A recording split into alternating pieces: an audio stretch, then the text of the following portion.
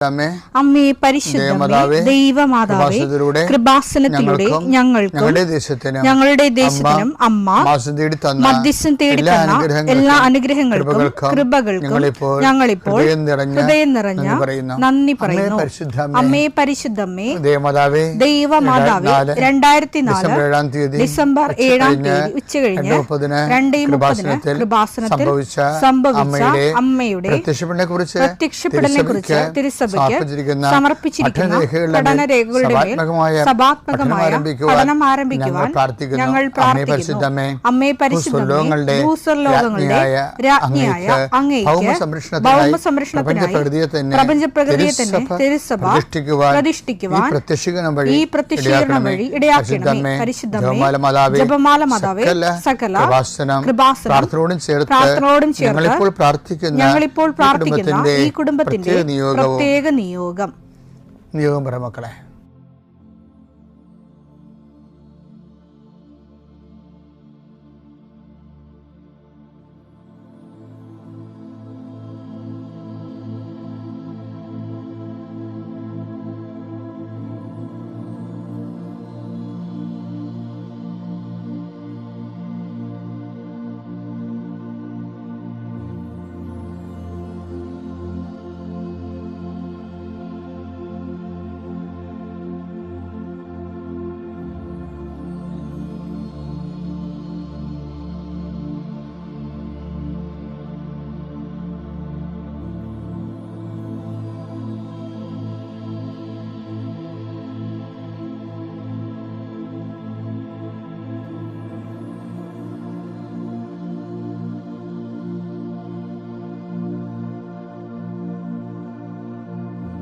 അമ്മയുടെ പ്രത്യക്ഷീകരണത്തിന്റെ ഈ അനുഗ്രഹവേളയിൽ ഞങ്ങൾക്ക് സാധിച്ചു തരുവാൻ കനിയണമേ.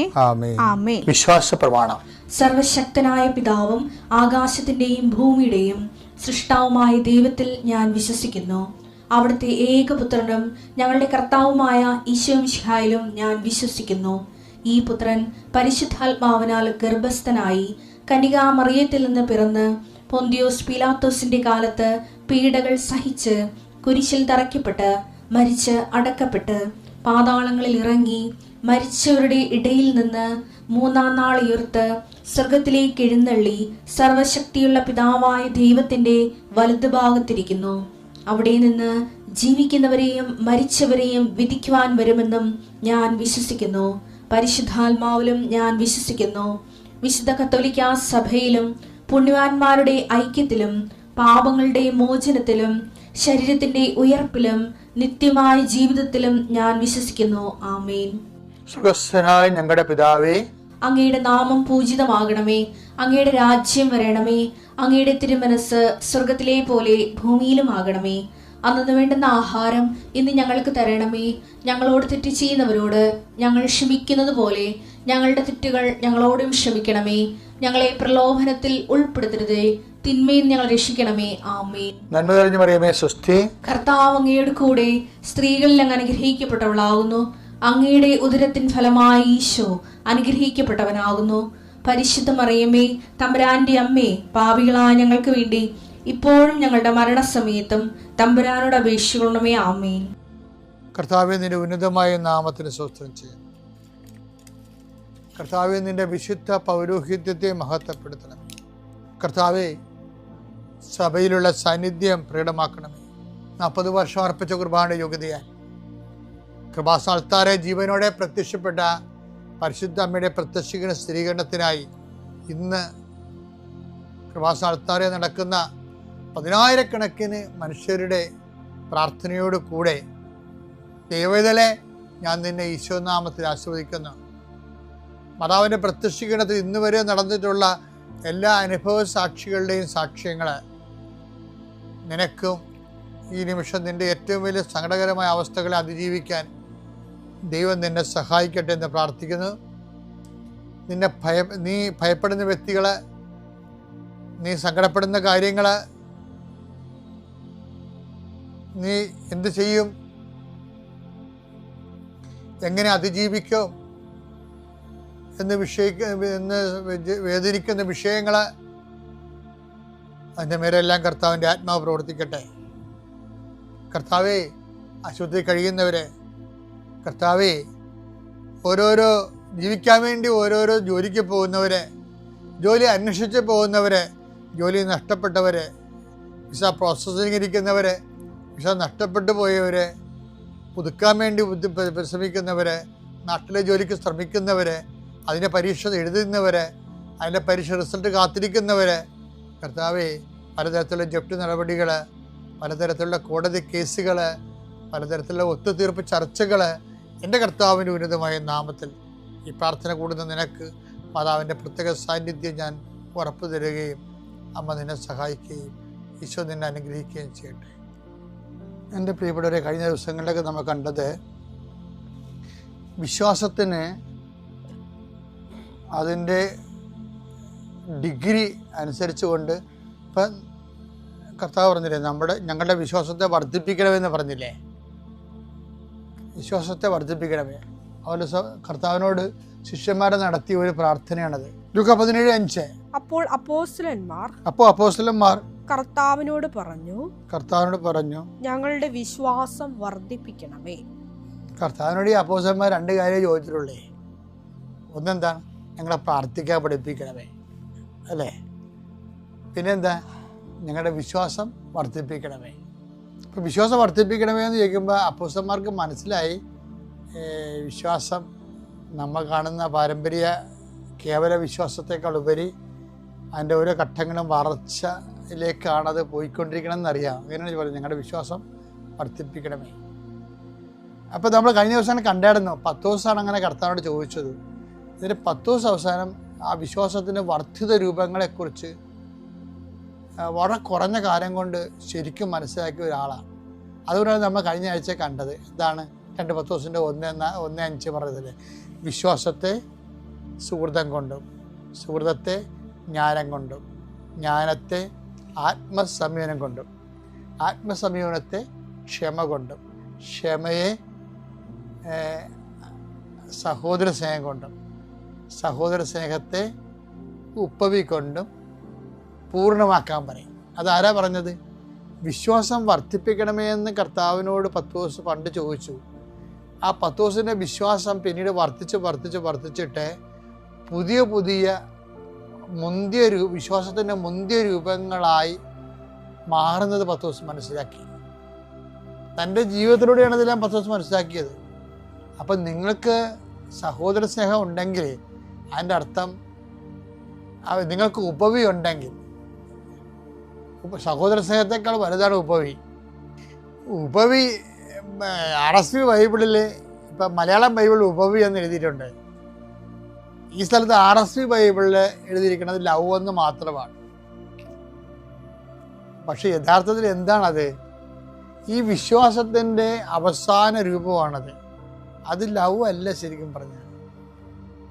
ആ ലവിനേക്കാൾ ഉപരി അത് ലവ് പരസ്പര സഹോദര സ്നേഹം മുകളിലുണ്ടല്ലോ, പിന്നെ ലവ് എന്ന് പറയേണ്ട കാര്യമില്ല. ആ ലവ് എന്ന് പറയേണ്ട ശരിക്കും വന്നിരിക്കുന്നത് ഉപവിയാണ്. ഉപവിക്കൊരു പ്രശ്നമുണ്ട്. എന്താണ് ഈ ഉപവി അവസാനം പറയണത്? ഉപവിയാണ് വിശ്വാസത്തിൻ്റെ ലാസ്റ്റ് രൂപം. നമ്മൾ ഉപവിയുടെ മലയാളമൊക്കെ തിരക്കി കഴിഞ്ഞാൽ ദാനം, അങ്ങനെയൊക്കെയുള്ള സമർപ്പണം, സ്നേഹം എന്നൊക്കെ ഉള്ളു. ശരിക്കും പറഞ്ഞ ഉപവി ഫലത്തിൽ ബൈബിൾ ശാസ്ത്രപരമായിട്ട് ഉപവി എന്ന് പറഞ്ഞാൽ എന്താണത്? എന്തുകൊണ്ടാണ് നമ്മൾ ഈ ഉപവിയെക്കുറിച്ച് സീരിയസ് ആയിട്ട് ചിന്തിക്കേണ്ട കാര്യം എന്ന് വെച്ചാൽ, ഈ വിശ്വാസം വർദ്ധിപ്പിക്കണമെന്ന് പറയുമ്പോൾ വർദ്ധിച്ച വിശ്വാസത്തിൻ്റെ ലാസ്റ്റ് ഭാഗമായിട്ട് കാണുന്നത് എന്താണ്? ഉപവിയാണ്. അതാണ് ഉപവി. നമ്മൾ പറഞ്ഞ അർത്ഥത്തിൽ ഒന്നും നിൽക്കണില്ല. എൻ്റെ കയ്യും തലയും പിന്നെയും പുറത്ത് വരുന്നത് നമുക്ക് കാണാം. ഒതുങ്ങണില്ല, ഒതുങ്ങാത്ത സംഭവമാണ് ഉപവി. മലയാളത്തിന് വേറെ വാക്കില്ല. എന്താ സംഭവം? നിന്റെ ഇടത് കൈ ചെയ്യുന്നത് വലത് കൈ അറിയാതിരിക്കട്ടെ ഈശോ പറയത്തില്ല. മത്തായി 6:3. നീ ധർമ്മദാനം ചെയ്യുമ്പോൾ അത് രഹസ്യമായിരിക്കേണ്ടതിന് നിന്റെ വലത് കൈ ചെയ്യുന്നത് ഇടതു കൈ അറിയാതിരിക്കട്ടെ. അതൊരു ഫിഗറേറ്റീവ് വർത്തമാനമാണ്. പക്ഷെ വലത് ചെയ്യുന്ന ഇടത് കൈ അറിയാതിരിക്കട്ടെ.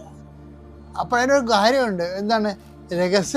രഹസ്യത്തിൽ അറിയുന്ന പിതാവ് Mathayo 6:4. രഹസ്യങ്ങൾ അറിയുന്ന നിന്റെ പിതാവ് രഹസ്യങ്ങൾ അറിയുന്ന നിന്റെ പിതാവ് നിനക്ക് പ്രതിഫലം നൽകും. നിനക്ക് പ്രതിഫലം. ഉപവിയുടെ പ്രശ്നം എന്ന് പറയുന്നത് പ്രതിഫലം നാട്ടിൽ നിന്നോ വീട്ടിൽ നിന്നോ പേര്, സൽപ്പേര്, നല്ല പേര്, അല്ലെങ്കിൽ നമുക്ക് ആൾക്കാരുടെ സഹവർത്തിത്വം, മനുഷ്യനിൽ നിന്ന് വരുമാനങ്ങളൊന്നും ഇല്ലാത്ത സാധനമാണ് ഉപവി.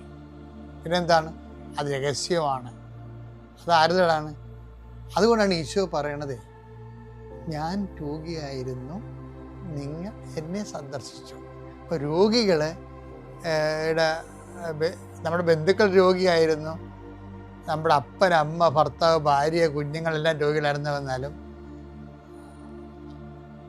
നമുക്കൊരു ബന്ധവുമില്ല, അഡ്രസ്സും ഇല്ല, അറിയാനും പാടില്ലാത്ത ആൾക്കാർ, അവരെയും നമ്മുടെ സ്നേഹത്തിൻ്റെ വലയത്തിൽ കൊണ്ടുവരണം. അതിനാണ് ഉപവി എന്ന് പറയുന്നത്. അവരെ ആരായിട്ട് കാണണം? അവരെ യേശുവായിട്ട് കാണണം. അതാണ് ഉപവി എന്ന് പറഞ്ഞാൽ അതിൻ്റെ രഹസ്യത്തിൽ അറിയുന്ന പിതാവ് നിനക്ക്. ഞാൻ ഒരു കാര്യം പറയട്ടെ, നിങ്ങളുടെ ഭർത്താവ് തന്നെ വിചാരിച്ചോ, ഭർത്താവ് നിങ്ങളുടെ ചെറുപ്പകാലത്തൊക്കെ ആശുപത്രി കിടക്കും, നിങ്ങളവിടെ സ്വറായും പറഞ്ഞിരിക്കും, അവസാനം ക്ഷീണം തീരുമ്പോൾ കാശും ബില്ലും കൊടുത്ത് പോരും. പക്ഷെ ഏതെങ്കിലും ഒരു കാലത്ത് നമ്മൾ വെന്റിലേറ്ററായി പോകും. ഭർത്താവിൻ്റെ ഭാര്യയ്ക്കോ ആർക്കാരും ചിലക്ക് ബോധം ഉണ്ടാകത്തില്ല. അവളുടെ ശരീരം നമ്മൾ ചൂടുവെള്ളത്തിൽ ഒപ്പി, അവർ കുളിക്കാൻ പറ്റാത്ത കാരണം നമ്മൾ ഒപ്പുകയാണ്. പക്ഷെ നമ്മൾ ഒപ്പുന്നതായിട്ടോ നമ്മൾ കണ്ണീരും കൊണ്ടിങ്ങനെ ശരീരം ചൂടുവെള്ളത്തിൽ നനച്ച് ഒപ്പിക്കൊണ്ടിരിക്കുന്നതായിട്ട് ഈ കിടക്കണാൾ അറിയണില്ല. കാര്യം അവർ ജീവിച്ചിരിക്കുന്നതിനേക്കാൾ അവരെ നമ്മൾ സ്നേഹിക്കുന്നുണ്ട്. കാര്യം നമുക്ക് റിട്ടേൺസ് ഒന്നുമില്ല, അവർക്ക് ബോധമില്ല, നല്ല വാക്ക് ഒന്ന് നമ്മുടെ മുഖത്ത് നോക്കി പുഞ്ചിരിക്ക പോലും ഇല്ല. എന്നിട്ട് നമ്മൾ ചെയ്യണം ആരാണ്? അപ്പം ഞാൻ രോഗിയായിരുന്നു. അതിനാണ് ഉപവി എന്ന് പറയുന്നത്. ഈ ഉപവി എന്ന് പറയുന്നത് നമ്മൾക്ക് ഡയറക്റ്റ് വരുമാനങ്ങളൊന്നുമില്ല, ആനുകൂല്യങ്ങളൊന്നുമില്ല, മറിച്ച് രഹസ്യത്തിൽ അറിയുന്ന പിതാവ് നിനക്ക് പ്രതിഫലം നൽകുന്ന പ്രവർത്തനമാണ്. ശരിക്കും പറഞ്ഞാൽ 1:10-1:5-6 വരെയുള്ള അവസാനത്തിൽ വിശ്വാസത്തിൻ്റെ വർദ്ധിത രൂപങ്ങളിൽ പറയുന്ന ലാസ്റ്റ് പറയുന്ന ഉപവി എന്ന് പറയുന്നത് സ്നേഹമല്ലാതെ, സ്നേഹത്തിനേക്കാൾ വലുത് ഇങ്ങോട്ട് റിട്ടേൺസ് ഭൗതികമായിട്ട് ക്യാഷ് ആൻഡ് കൈൻഡ് ഇല്ലാതെ, ഒരു പുഞ്ചിരി പോലും ഇല്ലാതെ അതിനെ ക്രിസ്തുവായിട്ട് കണ്ടുകൊണ്ട് ക്രിസ്തുവിൽ നിന്ന് നിത്യതയെ കിട്ടുന്ന റീഫണ്ടിനെ ഉദ്ദേശിക്കുന്ന കാര്യങ്ങളാണ് ബൈബിളിൽ ഉപവി എന്ന് പറയുന്നത്. അങ്ങനെ ഒരു കുറച്ച് സെറ്റെങ്കിൽ നിങ്ങളുടെ കയ്യിൽ ഉണ്ടാകണം, നല്ലതാണ് കേട്ടോ. എല്ലാത്തിനും നല്ല പേരും സൽപ്പേരും മേടിച്ച് ഗുഡ് എന്നൊക്കെ പറഞ്ഞു ഒരു കാര്യമില്ല. ഒരിക്കലും ഗുഡ് കിട്ടാത്ത കുറേ ആൻസർ പേപ്പർ നമ്മുടെ കയ്യിൽ ഉണ്ടാകണം. നമ്മൾ ഇംഗ്ലീഷ് മീഡിയത്തിൽ കുഞ്ഞുങ്ങളെ കൊണ്ട് ചേർക്കുമ്പോൾ തന്നെ എനിക്ക് ഗുഡ് കിട്ടിയത് മുന്നേ പിള്ളേർ വരാൻ കണ്ടില്ലേ, ഒരു ഗുഡും കിട്ടാത്തൊരു കാലം ഉണ്ടാകും. ഒരു ജീവിതത്തിൻ്റെ പരീക്ഷാ പേപ്പറിൽ ഒറ്റ ഗുഡുമില്ലാത്ത ഒരു പരീക്ഷ പേപ്പർ കൊണ്ടായിരിക്കും നമ്മൾ കർത്താവിൻ്റെ അടുത്തേക്ക് പോകുന്നത്. അതിന് ഉപവി എന്ന് പറയും. ദൈവനാമത്തിന് മഹത്വം ഉണ്ടാകട്ടെ. എൻ്റെ പേര് ജസ്മി, ഇതെൻ്റെ ഹസ്ബൻഡ് ദിനൂപ്. ഞാൻ ഉടമ്പടി എടുത്തത് 13/10/2022 ഞങ്ങൾ ഇൻഫൻറ്റ് ജീസസ് ചർച്ച് തൊണ്ടത്തങ്ങട് വരാപ്പുഴയിൽ നിന്ന് വരുന്നു. ഞാൻ കഴിഞ്ഞ ലീവിന് വന്നപ്പോൾ, മെയിലാണ് ലീവിന് വന്നപ്പോൾ ഞങ്ങൾ ഉടമ്പടി പുതുക്കിയിരുന്നു. അപ്പോൾ അതിലൊരു നിയോഗമായി വെച്ചത് ഫാമിലിയുമായിട്ട് ഒന്നിച്ച് താമസിക്കുവാനുള്ള ഒരു അനുഗ്രഹത്തിന് വേണ്ടിയിട്ടാണ്. ഞാൻ വർക്ക് ചെയ്യുന്നത് അബുദാബിയിൽ നഴ്സായിട്ടാണ്. എൻ്റെ ഹസ്ബൻഡ് കുവൈറ്റിലും മക്കൾ ഇവിടെയുമാണ്. അപ്പോൾ ഞങ്ങളൊരു നിയോഗം അങ്ങനെ വെച്ചു. പക്ഷെ അത് ഏത് വഴിയോടെ കൂടിയാണെന്ന് എനിക്ക് അറിഞ്ഞുകൂടാ. പക്ഷെ അങ്ങനെ നിയോഗം വെച്ചിട്ട് പോയി. അങ്ങനെ ഇപ്രാവശ്യം ലീവ് കഴിഞ്ഞ് പോയപ്പോഴേ എനിക്ക് ഭയങ്കര സങ്കടമായിരുന്നു. പിള്ളേരെ വിട്ടു പോകുന്നതിനുള്ള സങ്കടം ഭയങ്കരമായിരുന്നു. എല്ലാ പ്രാവശ്യം ഉണ്ടെങ്കിലും അതൊരു ഒരാഴ്ച കഴിയുമ്പോൾ മാറും. ഇപ്രാവശ്യമാണെങ്കിൽ അത് കൂടിക്കൊണ്ടിരുന്നു. അങ്ങനെ എൻ്റെ സങ്കടം കണ്ട് എൻ്റെ അനുജത്തി അയർലൻഡിലാണ് വർക്ക് ചെയ്യുന്നത്. അവൾ എന്നോട് ചോദിച്ചു എന്താണ് കാരണം. അപ്പോൾ ഞാൻ ഇങ്ങനെയൊക്കെ പറഞ്ഞു. അപ്പോൾ ഞാൻ അവളോട് പറഞ്ഞു, നിങ്ങളുടെ അവിടെ, അവൾ ഫാമിലിയുമായിട്ടാണ് താമസിക്കുന്നത്, അപ്പം അവിടെ എന്തെങ്കിലും വേക്കൻസി ഉണ്ടോ എന്ന് ചോദിച്ചപ്പോൾ അവൾ എന്നോട് പറഞ്ഞു അവിടെ ഡയറക്റ്റായിട്ടൊന്നും പറ്റില്ല, ഞാൻ വന്ന ഏജൻസിയിലൊന്ന് ചോദിച്ചു നോക്കാൻ പറഞ്ഞു. അങ്ങനെ ഞാൻ ആ ഏജൻസിയിൽ ചോദിച്ചപ്പോൾ നിലവിൽ വേക്കൻസീസ് ഒന്നും ഇല്ല എന്നുള്ളൊരു റിപ്ലൈ ആണ് ഞങ്ങൾക്ക് കിട്ടിയത്. അങ്ങനെ ഇരിക്കുമ്പോൾ ഒരു 2-3 ദിവസം കഴിയുമ്പോൾ അവളുടെ നഴ്സിംഗ് ഹോമിൽ അവളുടെ HR വരികയും അവൾ ജസ്റ്റ് ഒന്ന് ഞങ്ങളുടെ കാര്യം ഇങ്ങനെ എൻ്റെ കാര്യമാണ് ഫസ്റ്റ് അവൾ സംസാരിച്ചത്. അങ്ങനെ സംസാരിച്ചപ്പോൾ അവർ പറഞ്ഞു ഒന്ന് മെയിൽ ഐ ഡി തരാം, ബയോഡേറ്റ സെൻഡ് ചെയ്യാൻ പറഞ്ഞു. അങ്ങനെ ഞാൻ ബയോഡേറ്റ സെൻഡ് ചെയ്തു. ഒരു റിപ്ലൈയും അവരുടെ ഭാഗത്തു നിന്നുണ്ടായാലും അവർ ജസ്റ്റ് വെയിറ്റ് ചെയ്യും. അങ്ങനെ ഒരാഴ്ച 2 ആഴ്ച അങ്ങനെ 1 മാസം അങ്ങനെയൊക്കെ കഴിഞ്ഞു. അങ്ങനെ ഒരു വെയിറ്റ് ചെയ്യുക എന്നുള്ള ഒരു ഇത് മാത്രമായിരുന്നു അവരുടെ ഭാഗത്തുനിന്ന് ഉള്ള മറുപടി ആയിരുന്നത്. അങ്ങനെ ഇരിക്കുമ്പോൾ എൻ്റെ അമ്മച്ചി പറഞ്ഞു ഹസ്ബൻഡിൻ്റെ ബയോഡേറ്റ ഒന്ന് സെൻഡ് ചെയ്തുകൂടെ എന്ന് ചോദിച്ചു. പക്ഷേ ഞങ്ങൾക്കറിയാം ഹസ്ബൻഡ് നേഴ്സിംഗ് എയ്ഡ് എന്നുള്ളൊരു എക്സ്പീരിയൻസ് ആയതുകൊണ്ട് അതിലവിടെ അക്സെപ്റ്റബിൾ അല്ല. കാരണം ഞങ്ങളത് അന്വേഷിച്ചിരുന്നു, ഏജൻസിയിൽ അതൊരു അക്സെപ്റ്റബിൾ അല്ല എന്ന് പറഞ്ഞത് കാരണം ഞങ്ങളത് ബയോഡേറ്റ സെൻഡ് ചെയ്യാൻ ഞങ്ങൾക്കധികം താല്പര്യം ഉണ്ടായിരുന്നില്ല. എന്നാലും അമ്മച്ചിയുടെ നിർബന്ധപ്രകാരം ഞങ്ങളത് ബയോഡേറ്റ സെൻഡ് ചെയ്ത് ഒരു 2 ദിവസത്തിനുള്ളിൽ ഹസ്ബൻഡിന് ഇൻ്റർവ്യൂവിൻ്റെ ഡേറ്റ് ഷെഡ്യൂൾ ചെയ്ത് വന്നു. അപ്പോൾ എനിക്ക് ഭയങ്കര അത്ഭുതകരമായി. കാരണം ഞാനൊരു ഇൻ്റർവ്യൂ 1 മാസമായിട്ട് ഞാൻ ചോദിച്ചിട്ട് അവർ എനിക്ക് തന്നില്ല. അപ്പോൾ ഹസ്ബൻഡിന് കിട്ടിയപ്പോൾ എനിക്ക് മനസ്സിലായി ഇതിൽ മാതാവ് ഇടപെട്ടിട്ടുണ്ട് എന്നുള്ള ഒരു കാര്യം മനസ്സിലായി. അങ്ങനെ ഞാൻ മാതാവിനോട് പറഞ്ഞു എനിക്കും ഒരു ഇൻ്റർവ്യൂ ഷെഡ്യൂൾ ചെയ്തതാ. അങ്ങനെ എൻ്റെ ഒരു ശല്യം സഹിക്കാതെയാണെന്ന് തോന്നുന്നു മാതാവ് 2 ദിവസത്തിനുള്ളിൽ എനിക്കും ഒരു ഇൻ്റർവ്യൂ ചെയ്ത് തന്നു. അങ്ങനെ ഞങ്ങൾ 2 പേരും ആ ഇൻ്റർവ്യൂവിന് അറ്റൻഡ് ചെയ്തു. ഒരു 1 hour എടുത്ത ഒരു ഇൻ്റർവ്യൂ ആയിരുന്നു 2 പേർക്കും. ഞാൻ മാതാവിൻ്റെ തൈലൊക്കെ ഉപയോഗിച്ചിട്ടാണ് ആ ഇൻ്റർവ്യൂ അറ്റൻഡ് ചെയ്തത്. അങ്ങനെ 2 ദിവസത്തിനുള്ളിൽ അവർ പറഞ്ഞു 2 പേരും പാസ്സായിട്ടുണ്ട് എന്നുള്ള ഒരു ഇതായിരുന്നു. പിന്നീടുള്ള കാര്യം എന്ന് പറഞ്ഞാൽ മാതാവ് ഓടി നടന്ന എല്ലാ കാര്യം ചെയ്ത പോലെയാണ്. ഞങ്ങൾക്ക് ഓഫർ ലെറ്റർ, പിറ്റേ ദിവസം കോൺട്രാക്റ്റ്, പിന്നെ ഞങ്ങൾക്ക് ഒരു 8-10 ക്ലാസ് ഉണ്ടായിരുന്നു. ആ ക്ലാസ്സൊക്കെ ഒരാഴ്ച കൊണ്ട് തന്നെ ഞങ്ങളെല്ലാം ഫിനിഷ് ചെയ്ത് എല്ലാ കാര്യങ്ങളും പെട്ടെന്ന് തന്നെ അത് റെഡിയായി. പിന്നെ വർക്ക് പെർമിറ്റിൻ്റെ അതും 2 മാസം, എല്ലാത്തിനും ഞങ്ങൾക്കൊരു 2 മാസം അതിൽ പിടിച്ചുള്ളൂ. വർക്ക് പെർമിറ്റിൻ്റെ കാര്യം പറയുകയാണെങ്കിൽ ഞങ്ങളോട് കുറച്ച് ഡിഫിക്കൽട്ടീസ് ഫേസ് ചെയ്യേണ്ടതായിട്ട് വന്നു. ഞങ്ങൾ ഡയറക്റ്റ് ആയത് കാരണം ആ ഒരു സൈറ്റിൽ കയറി അപ്ലൈ ചെയ്യാനുള്ള ഞങ്ങൾക്ക് പറ്റുന്നില്ല. ഒത്തിരി തവണ ഞങ്ങൾ ട്രൈ ചെയ്തു. ലാസ്റ്റ് ഞങ്ങൾ വിചാരിച്ചു ചിലപ്പോൾ ഇത് യേശുവിന് വേണ്ടായിരിക്കും, യേശു വേണ്ടെന്ന് പറഞ്ഞിട്ടുണ്ടാകും എന്ന് വിചാരിച്ച് ഞങ്ങളങ്ങത് ഡിസ്കണ്ടിന്യൂ ചെയ്യുന്ന സമയത്താണ് ഞാനിങ്ങനെ ബൈബിളിൽ കൂടെയാണ് എപ്പോഴും ഞാൻ യേശുവിനോട് സംസാരിക്കാറ്. എനിക്ക് ഒത്തിരിയേറെ കാര്യങ്ങൾ യേശു ബൈബിളിൽ കൂടെ തന്നെ പറഞ്ഞു തരാറ്. അന്ന് എനിക്ക് കിട്ടിയ വചനമെന്ന് പറഞ്ഞാൽ ഏഷ്യ 22:22 ആയിരുന്നു. ദാവീദ് ഭവനത്തിൻ്റെ താക്കോൽ ഞാൻ അവൻ്റെ തോളിൽ വെച്ച് കൊടുക്കും, ഞാൻ അടച്ചാൽ ആരും തുറക്കുകയോ ഞാൻ തുറന്നാൽ ആരും അടയ്ക്കുകയോ ഇല്ല എന്നുള്ളത്. അത് ഞാൻ കേട്ട് കഴിഞ്ഞപ്പോൾ തന്നെ ഒരു പിറ്റേ ദിവസം തന്നെ നമ്മുടെ ഡെയിലി ബ്രെഡിൽ ജോസഫ് അച്ഛൻ പറയുന്ന ഈ വചനം തന്നെ. അപ്പോൾ എനിക്ക് മനസ്സിലായി ഇത് എനിക്ക് മുന്നോട്ട് പോകുമെന്നാണ് ഈശോ പറയുന്നത്, അതെല്ലാം ശരിയാവുമെന്നുള്ളൊരിതായിരുന്നു. അങ്ങനെ പിന്നെ എനിക്ക് ബൈബിൾ എടുക്കുമ്പോൾ 3 എന്നുള്ള ഒരു സംഖ്യ എനിക്ക് എപ്പോഴും കിട്ടുമായിരുന്നു. എനിക്ക് എൻ്റെ ഇൻ്റർവ്യൂ നടന്നത് 13. പിന്നെ ഈ വർക്ക് പെർമിറ്റിൻ്റെ അത് വന്ന് ഏറ്റവും ലാസ്റ്റ് ഡേറ്റ് 3 എന്നുള്ളതായിരുന്നു. പക്ഷേ 3 എന്ന് പറഞ്ഞാൽ ആ ദിവസം തന്നെ ഞങ്ങൾക്ക്, എനിക്കറിയില്ല, മാതാവ് ആരെയോ ശരിയാക്കി അയർലൻഡിൽ എൻ്റെ അനിയത്തിയുടെ തന്നെ ഒരു ഫ്രണ്ടിനെ റെഡിയാക്കി ഞങ്ങൾക്കത് വർക്ക് ആപ്ലിക്കേഷൻ കൊടുക്കാൻ പറ്റി. അതൊരു 3-ാം തീയതി 12 മണിക്ക് ഒരു 11:55 രാത്രി 11:55 ഞങ്ങൾക്കത് ചെയ്യാൻ പറ്റിയത്. അങ്ങനെ ഞങ്ങളത് കൊടുത്തു. ഞങ്ങൾക്ക് ഒരു മാസം കഴിഞ്ഞപ്പോൾ തന്നെ വർക്ക് പെർമിറ്റ് കിട്ടി. അത് കഴിഞ്ഞ് ഞങ്ങൾ അവിടെ നിന്ന് റിസൈൻ ചെയ്ത് പോന്നു. ഇവിടെ നവംബർ ലാസ്റ്റിലായിരുന്നു, 2025 നവംബർ ലാസ്റ്റിലാണ് എത്തിയത്. അപ്പോൾ ഞങ്ങൾ വിസയ്ക്ക് അപ്ലൈ ചെയ്യാൻ വേണ്ടിയിട്ട് നോക്കിയപ്പോൾ സ്ലോട്ടൊന്നും അവൈലബിൾ അല്ല, ഡിസംബർ 15 ശേഷം മാത്രമേ ഉള്ളൂ എന്ന് പറഞ്ഞു. അത് കഴിഞ്ഞ് എനിക്കറിയില്ല, 2 ദിവസം കഴിഞ്ഞപ്പോൾ പിന്നെ അവർ പെട്ടെന്ന് തന്നെ ഞാൻ വിചാരിക്കുന്നത് മാതാവ് തന്നെ വേഗം 2 ദിവസത്തിൽ ഇത് നവംബർ 26 ഞങ്ങൾക്ക് വിസയ്ക്കുള്ള ഡേറ്റ് കിട്ടി. അങ്ങനെ വിസയ്ക്ക് അപ്ലൈ ചെയ്തു. അപ്ലൈ ചെയ്യുമ്പോഴും ഞങ്ങളോട് പറഞ്ഞത് ഡിസംബറിൽ ലീവാണ്, പിന്നെ കുറേ ലീവ് വരുന്നുണ്ട്, അപ്പോൾ ഒത്തിരിയേറെ താമസിക്കും, ജാനുവരി ന്യൂ ഇയർ ആണ്, അതും താമസിക്കും എന്നാണ് പറഞ്ഞത്. പക്ഷേ എനിക്ക് ജാനുവരി 23, അതും എനിക്ക് 23-ാം തീയതിയാണ് എനിക്ക് എൻ്റെ വിസ കൈ കിട്ടിയത്. ഹസ്ബൻഡിന് 3-ാം തീയതിയാണ്, ഫെബ്രുവരി 3-ാം തീയതിയാണ് വിസ കൈ കിട്ടിയത്. ഒക്കെ എനിക്ക് 3 എന്ന് പറഞ്ഞൊരു സംഖ്യയിലായിരുന്നു. മാതാവ് ശരിക്കും ഇതിൽ ഞങ്ങൾക്ക് മാതാവ് ഇടപെട്ട് ഞങ്ങൾക്ക് തന്നിരുന്ന ഒരു കാര്യമാണെന്ന് ഞങ്ങൾക്ക് മനസ്സിലായി. പിന്നെ അങ്ങനെ ഞങ്ങൾക്ക് വിസയും പാസ്പോർട്ടും ഞങ്ങളുടെ കയ്യിലുണ്ട്, മാധവനെ കാണിക്കാൻ ഞാൻ കൊണ്ടുവന്നിട്ടുണ്ട്. അങ്ങനെ ഞങ്ങൾ ഈ ടിക്കറ്റ് ഈ 20-ാം തീയതി, ഫെബ്രുവരി 20-ാം തീയതിക്ക് ഞങ്ങൾ ടിക്കറ്റ് എടുത്തു. ഞങ്ങൾ 20-ാം തീയതി അയർലൻഡിലേക്ക് പോവുകയാണ്. ഇത്രയും വലിയൊരു അനുഗ്രഹം തന്നെ എൻ്റെ അമ്മ മാതാവിനും ഈശോ തിരുക്കുമാരനും 1000 നന്ദി, കൊടാനുകൂടി നന്ദി. ഒത്തിരിയേറെ ചെറിയ ചെറിയ അനുഗ്രഹങ്ങളൊക്കെ കിട്ടിയിട്ടുണ്ട്. ഇതിപ്പോൾ ഒരു വലിയൊരു കാര്യമാണ്. ഇതെനിക്കൊരു ഏറ്റവും വലിയ, എൻ്റെ ജീവിതത്തിലെ ഏറ്റവും വലിയൊരു കാര്യമായതോടെ എനിക്ക് സാക്ഷ്യപ്പെടുത്താതെ ഒരിക്കലും പറ്റത്തില്ല. അങ്ങനെ സാക്ഷ്യപ്പെടുത്തിയിരിക്കുന്നു.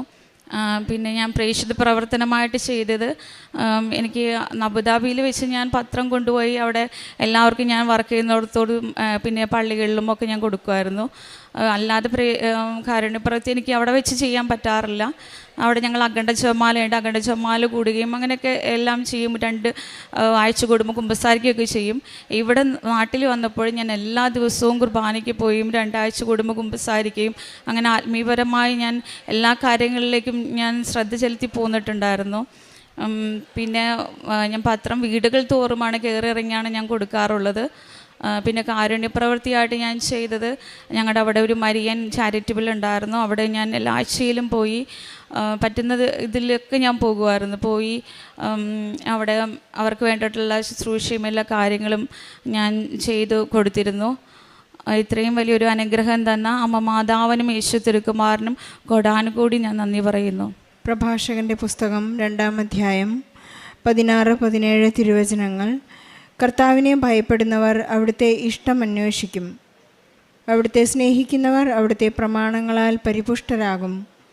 കർത്താവിനെ ഭയപ്പെടുന്നവർ ഹൃദയം ഒരുക്കി വയ്ക്കും. അവിടുത്തെ മുൻപിൽ വിനീതരായിരിക്കുകയും ചെയ്യും. പ്രത്യക്ഷീകരണ സാക്ഷ്യത്തിനായി യൽത്താരയിലേക്ക് കയറി വന്നിരിക്കുന്നത് ജസ്മി, ദിരൂപ് എന്ന ദമ്പതികളാണ്. അവരുടെ ജീവിതത്തിൽ അവർക്ക് അയർലൻഡിലേക്ക് മൈഗ്രേറ്റ് ചെയ്യുവാനായി പരിശുദ്ധ അമ്മ അവരുടെ ജീവിതത്തിൽ ഇടപെട്ട മധ്യസ്ഥം അപേക്ഷിച്ച ഒരു വലിയ സാക്ഷ്യമാണിത്. ഉടമ്പടി എടുത്തതിന് ശേഷം അവരുടെ 2ാമത്തെ സാക്ഷ്യമാണിത്. ഉടമ്പടി ജീവിതത്തിലൂടെ വളരെ ആത്മാർത്ഥതയോടെ, വിശ്വസ്തയോടെ ഈശോയെ സ്നേഹിക്കുമ്പോൾ അവരുടെ ജീവിതത്തിൽ ഉണ്ടായിട്ടുള്ള വലിയ വലിയ അത്ഭുതങ്ങൾക്ക് നന്ദി പറയുമ്പോൾ അവരെപ്പോഴും ഉടമ്പടിയിൽ ജീവിക്കുന്നതുകൊണ്ട് ഈശോയിലേക്ക് നടന്നെടുക്കുവാനും നിത്യതയിലേക്ക് നടന്നെടുക്കുവാനും സാധിക്കുന്നു എന്നവർക്ക് പഠിക്കുവാനും വായിച്ചെടുക്കുവാനും സാധിച്ചതാണ് ഈ സാക്ഷ്യത്തിൻ്റെ മനോഹാരിത. സമയച്ചുരുക്കത്തിൻ്റെ ഒരു സാക്ഷ്യമാണിത്. പരിശുദ്ധ അമ്മ തൻ്റെ നെഞ്ചിൽ സമയഘടികാരം ചാർത്തിക്കൊണ്ട് ദുരന്തങ്ങളിൽ നിന്ന് നമ്മെ രക്ഷിക്കാനുള്ള ഒരു പ്രാർത്ഥനാ പദ്ധതി ഉടമ്പടിയിലൂടെ ബഹുമാനപ്പെട്ട ജോസഫ് അച്ഛന് കൈമാറിയപ്പോൾ നമ്മുടെ ജീവിതത്തിലെ വലുതും ചെറുതുമായ എല്ലാ അപകടങ്ങളിൽ നിന്നും, ദുരന്തങ്ങളിൽ നിന്നും, അവസ്ഥകളിൽ നിന്നുമെല്ലാം നമ്മെ രക്ഷിക്കുന്നതായി കാണാം. ജസ്മി ഇവിടെ പറയുകയുണ്ടായി, അമ്മ ഓടി നടന്ന് ഞങ്ങളുടെ വിസ പ്രോസസ്സിൻ്റെ എല്ലാ കാര്യങ്ങളും ചെയ്യുകയായിരുന്നു എന്ന്. ശരിയാണ്. പരിശുദ്ധ അമ്മ ഈശോയെ സ്വീകരിച്ച ഉടനെ തന്നെ വളരെ ശീഘ്രത്തിലാണ് എലീശാമ്മയുടെ വീട്ടിലേക്ക് പ്രായം ചെന്ന എലീശാമ്മ ഗർഭിണിയാണെന്ന വിവരം കേട്ടപ്പോൾ ഓടിക്കൊണ്ടാണ് പോയത്. നമ്മൾ ചിത്രങ്ങളിലെല്ലാം കാണുന്നത് പോലെ പരിശുദ്ധ അമ്മ കഴുതപ്പുറത്താണോ എന്ന് നമുക്ക് സംശയിക്കേണ്ടിയിരിക്കുന്നു. കാരണം പരിശുദ്ധ അമ്മ തിടുക്കത്തിലായിരുന്നു. ഒരു പക്ഷേ അതൊരു കുതിരപ്പുറത്തായിരിക്കാൻ പോലും സാധ്യതയുണ്ടെന്ന് ചില കലാകാരന്മാരെല്ലാം അവരുടെ കൽപ്പനകളിൽ, അവരുടെ ഇമാജിനേഷനിൽ വരച്ചു വയ്ക്കുന്നുണ്ട്. പരിശുദ്ധ അമ്മ ഒരു കാറ്റിൻ്റെ വേഗതയിൽ നമ്മുടെ ജീവിതത്തിലേക്ക് ഇടപെടുന്നതും നമുക്ക് വേണ്ട എല്ലാ കാര്യങ്ങളും, തടസ്സങ്ങളെയും പ്രതിബന്ധങ്ങളെയും എല്ലാം മാറ്റി നിർത്തുന്നതായി നമുക്ക് ഈ സാക്ഷ്യത്തിൽ കാണാൻ സാധിക്കും. പരിശുദ്ധ അമ്മയോട് മാധ്യസ്ഥം അപേക്ഷിക്കുമ്പോൾ നമുക്കുള്ള ഒരു കണ്ടീഷൻ ഇത്ര മാത്രമാണ്: ഈശോയെ സ്നേഹിക്കണം. ഉടമ്പടിയിൽ ജീവിച്ച് ഉടമ്പടി പുതുക്കുന്നവർക്ക് ജീവിതം കൊണ്ട് പഠിച്ചെടുക്കാവുന്ന, ജീവിതം കൊണ്ട് മനസ്സിലാക്കുന്ന ഒരു വലിയ സത്യമാണ് ഈശോയെ സ്നേഹിക്കുക, നമ്മുടെ സുവിശേഷം കൈമാറുക, ക്രിസ്തു കൈമാറ്റം നടത്തുക, ക്രിസ്തുവിന് വേണ്ടി ജീവിക്കുക എന്നുള്ള വലിയ പ്രിൻസിപ്പിൾസാണ് ജോസഫ് അച്ഛൻ്റെ എല്ലാ ധ്യാനങ്ങളിലും നമ്മെ ഓർമ്മിപ്പിക്കുകയും നമ്മെ പഠിപ്പിക്കുകയും ചെയ്യുന്നത്.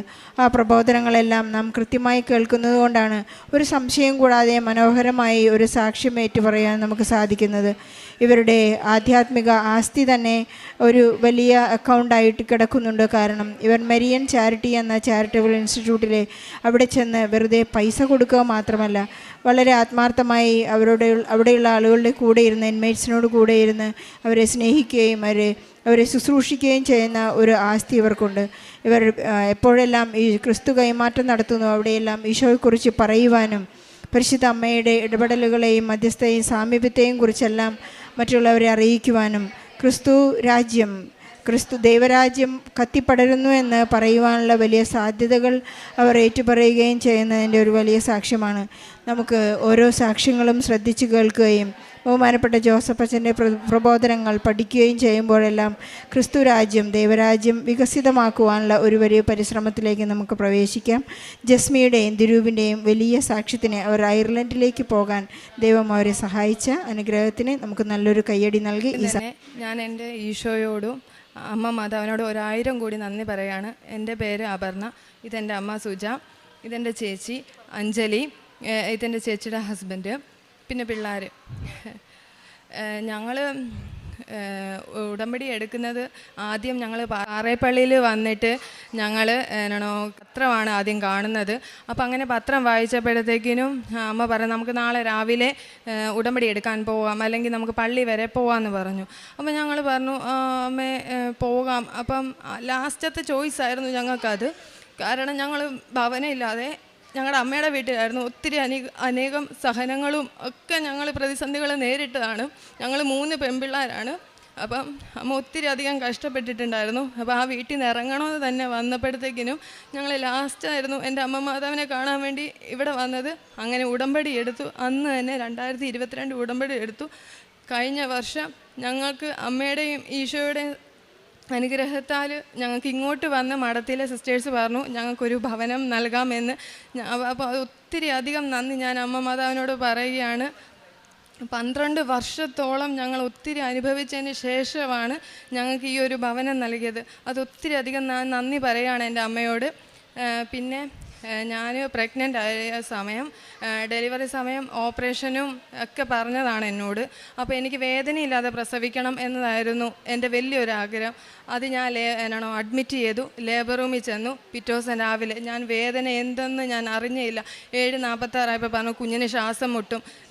അപർണ, ഞാൻ പറഞ്ഞു ഡോക്ടറെ എനിക്ക് വേദന ഞാൻ അറിയുന്നില്ല, ഞാൻ എന്ന് ചെയ്യുന്നത്. ഏറ്റവും അവസാനം ഞാൻ മാതാവിയെന്ന് വിളിച്ചതേ ഉള്ളൂ. എൻ്റെ കുഞ്ഞിന് ആരോഗ്യമുള്ളൊരു കുഞ്ഞിനാണ്. ഞാൻ ഈ സമയം വരെ എനിക്കത് ഭയങ്കരമായിട്ടൊരു അനുഗ്രഹമാണ്. വേദനയില്ലാതെ ഇപ്പോഴും എനിക്കറിയത്തില്ല അതെങ്ങനെ സംഭവിച്ചു. എൻ്റെ അമ്മ മാതാവിൻ്റെ കാരുണ്യത്തിൽ എനിക്ക് ഒത്തിരി അധികം നന്ദിയുണ്ട്. പിന്നെ ഡിസ്ചാർജ് ചെയ്തതിൻ്റെ രാവിലെ കുഞ്ഞിന് മഞ്ഞ കളർ കൂടി. അപ്പോൾ ഡിസ്ചാർജ് ചെയ്യില്ല, നേഴ്സറി വെക്കണമെന്ന് പറഞ്ഞു. എനിക്ക് കുഞ്ഞിനെ ഒന്ന് കാണാനും ഒന്നും പറ്റുകയില്ല. അപ്പം ഞാൻ ഒത്തിരി അമ്മയോട് പറഞ്ഞു അമ്മേ എനിക്കിനി ഒന്നും ചെയ്യാൻ പറ്റുകയില്ല, അമ്മ ഒന്ന് പ്രാർത്ഥിക്കുക. അമ്മ വിശ്വാസ പ്രമാണം ചൊല്ലി ഉടമ്പടി തൈലം എൻ്റെ കുഞ്ഞിൻ്റെ നെറ്റിയിൽ പുരട്ടി. കൃത്യം 2 മണിയായപ്പോൾ ഞങ്ങൾ ആ നേഴ്സറി ചെന്നു. ഡോക്ടറെ കാണിച്ചപ്പോൾ ഡോക്ടർ മിഷൻ വെച്ച് നോക്കിയപ്പോൾ കുഞ്ഞിന് മഞ്ഞക്കളറില്ല. എൻ്റെ കുഞ്ഞിന് ആരോഗ്യമുള്ളൊരു കുഞ്ഞിനെയും ഒക്കെ നൽകിയതിനൊക്കെ ഓർത്ത് ഞാൻ നന്ദി പറയാണ്.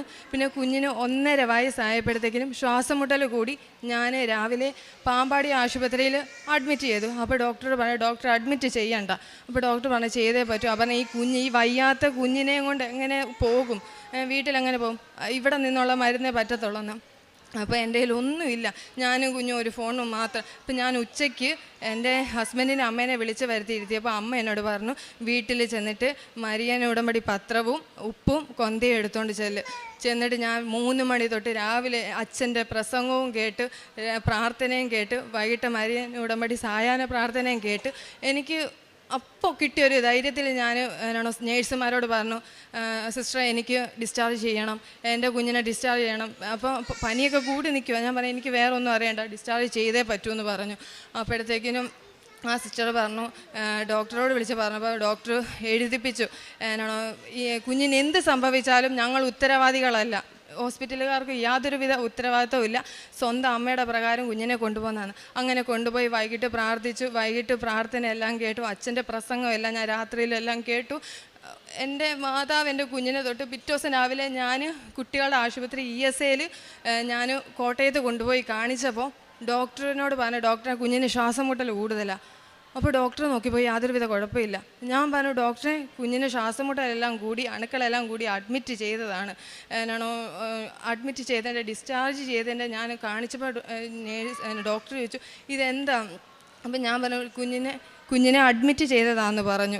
കുഞ്ഞിനെ അഡ്മിറ്റ് ചെയ്തിട്ട് ഡിസ്ചാർജ് ചെയ്ത് ഞാനാണ് വാങ്ങിച്ചുകൊണ്ട് വന്നത്. അപ്പോൾ 2 ഡോക്ടർമാർ വേറെ എക്സ്ട്രാ വന്നിട്ട് കുഞ്ഞിനെ നോക്കിയപ്പോൾ കുഞ്ഞിനെ ബ്ലഡ് എല്ലാം ടെസ്റ്റ് ചെയ്തപ്പോഴത്തേക്കിനും പറഞ്ഞു യാതൊരുവിധ കുഴപ്പവും എൻ്റെ കുഞ്ഞിനില്ല, അവൾ ആരോഗ്യവതിയാണെന്ന് പറഞ്ഞു. ശ്വാസം മുട്ടലില്ല. ഇന്നലെ മിനിഞ്ഞാന്നും ഇതുപോലെ ശ്വാസം മുട്ടൽ കൂടിയായിരുന്നു ഞങ്ങൾ ആശുപത്രിയിൽ പോയത്. പക്ഷേ പിറ്റേ ദിവസം രാവിലെ കുഞ്ഞിന് യാതൊരുവിധ പ്രശ്നവും ഇല്ലാതെ എൻ്റെ അമ്മ മാതാവ് ഒത്തിരി അധികം ഞങ്ങൾക്ക് അനുഗ്രഹിച്ച് നൽകിയ കുഞ്ഞാണ് ഈ കുഞ്ഞ്. മാതാവിന് ഇവിടെ വന്ന് കിട്ടിയ കുഞ്ഞാണ്. അപ്പം ഞാൻ എൻ്റെ അമ്മ മാതാവിനെ ഏൽപ്പിച്ചായിരുന്നു. അത് തൊട്ട് ഈ സമയം വരെ എൻ്റെ കൊച്ചിന് യാതൊരുവിധ പ്രശ്നവും ഒന്നും സംഭവിച്ചിട്ടില്ല.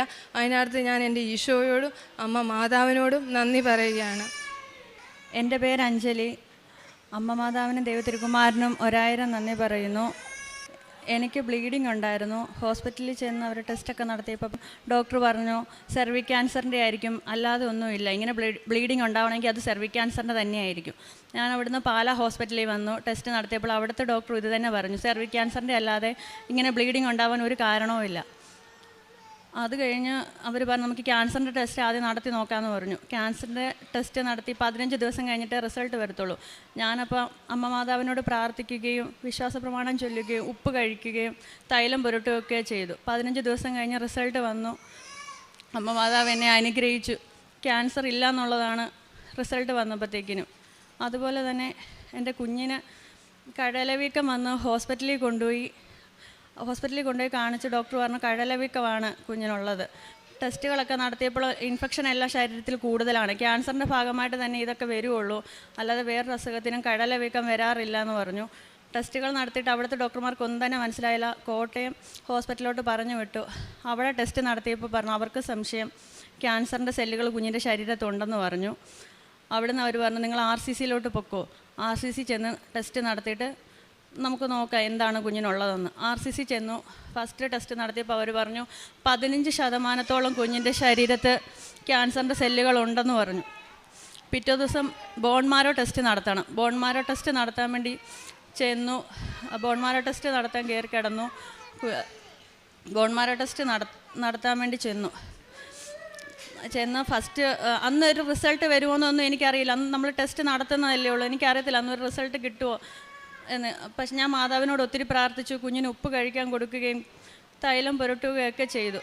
അന്ന് വൈകുന്നേരം ആയപ്പോൾ ഡോക്ടർ പറഞ്ഞു 3 മണിയാകുമ്പോഴത്തേനും ഡോക്ടറിനെ കാണാൻ വരണമെന്ന് പറഞ്ഞു. ഡോക്ടറിനെ കാണാനായിട്ട് റൂമിൽ ചെന്നപ്പോൾ ഡോക്ടർ പറഞ്ഞു നമ്മൾ ഇന്നലെ കണ്ടുപിടിച്ച സെല്ലുകൾ അത് ക്യാൻസറിൻ്റെ സെല്ലുകളല്ല എന്ന് പറഞ്ഞു. അത് കഴിഞ്ഞപ്പോൾ ബയോപ്സി വരെ നമ്മൾ വെയിറ്റ് ചെയ്യണം. ബയോപ്സി വരെ നമുക്ക് വെയിറ്റ് ചെയ്യാമെന്ന് പറഞ്ഞു. കുറേ ടെസ്റ്റുകൾ ആദ്യത്തെ ടെസ്റ്റ് നടത്തിയപ്പം ക്യാൻസറിൻ്റെ സെല്ലുകളെല്ലാം പറഞ്ഞ് കുറേ ടെസ്റ്റുകൾ ഡോക്ടർമാർ തന്നെ വേണ്ടാന്ന് വെച്ചു. ബയോപ്സി വരെ നമ്മൾ വെയിറ്റ് ചെയ്തു.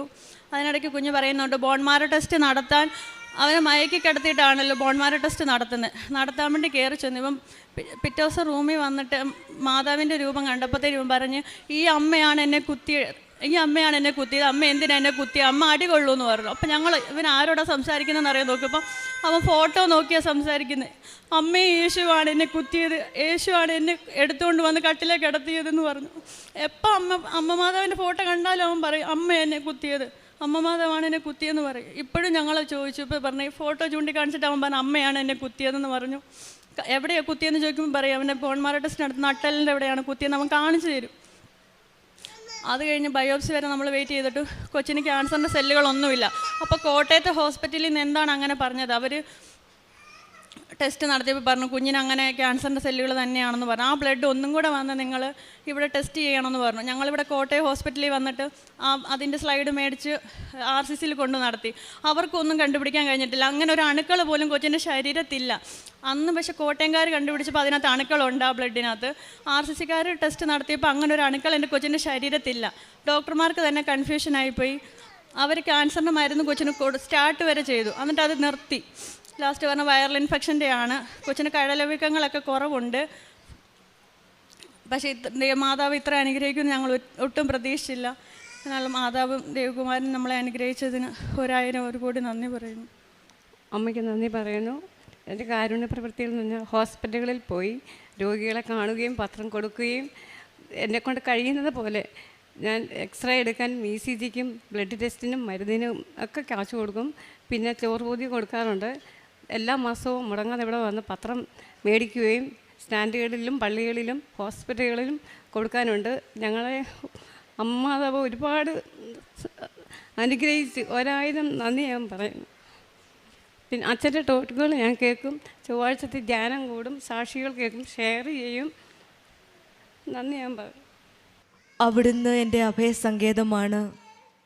അനർത്ഥങ്ങളിൽ നിന്ന് അവിടുന്ന് എന്നെ രക്ഷിക്കുന്നു. രക്ഷ കൊണ്ട് എന്നെ പൊതിയുന്നു.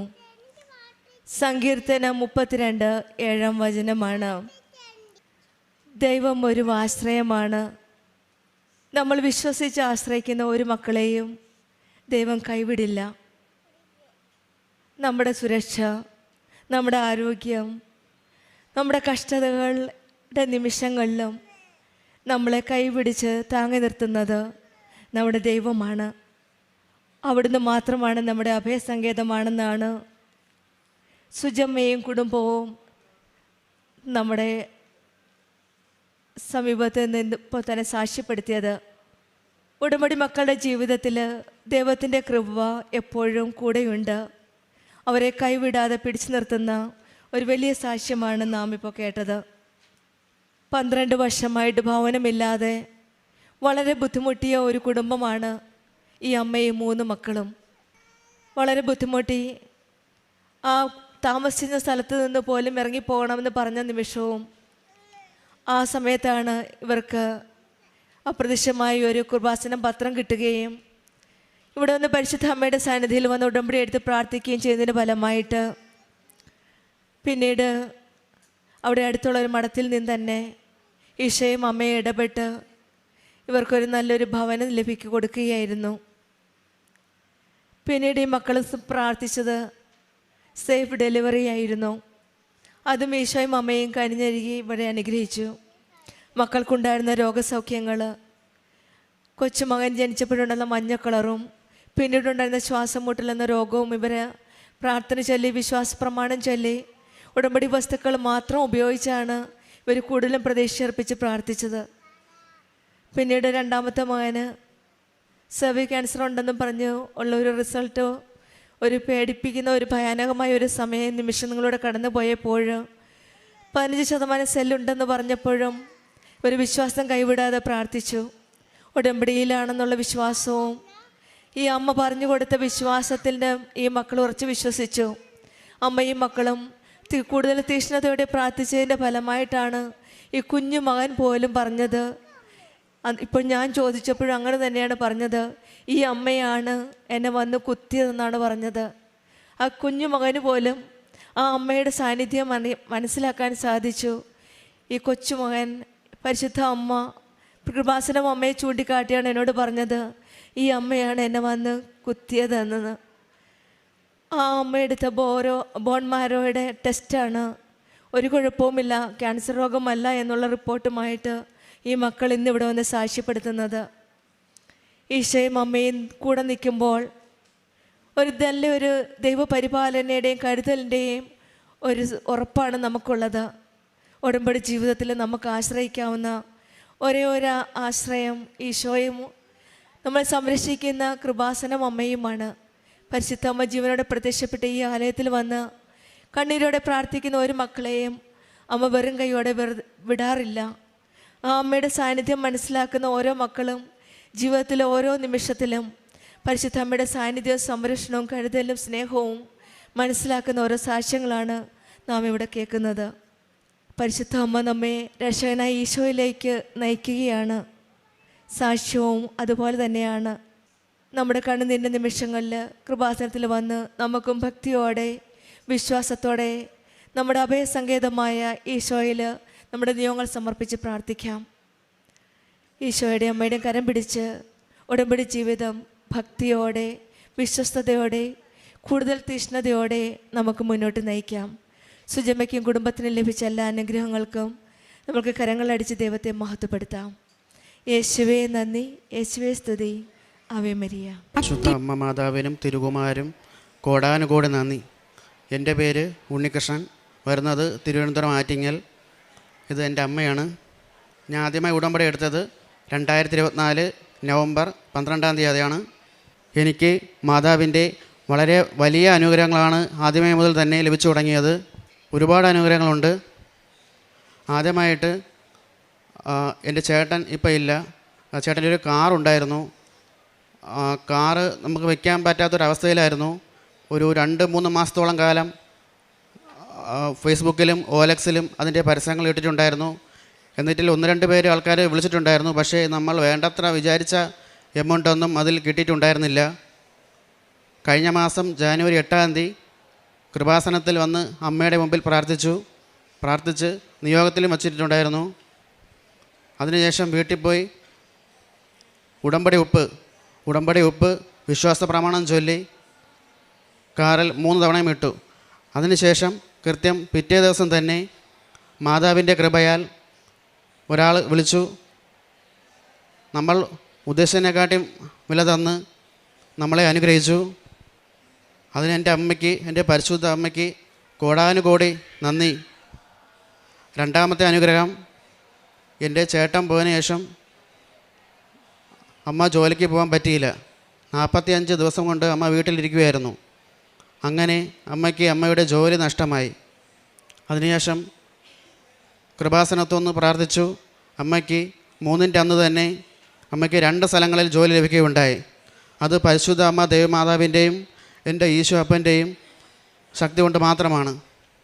അമ്മയുടെ വളരെ വലിയ കൃപ തന്നെ നമ്മുടെ കുടുംബത്തിന് ഉണ്ടായിട്ടുണ്ടായിരുന്നു. മൂന്നാമത്തെ അനുഗ്രഹം, വീട്ടിൽ നിരന്തരം ഇഴജന്തുക്കളുടെ ശല്യം ഉണ്ടായിരുന്നു.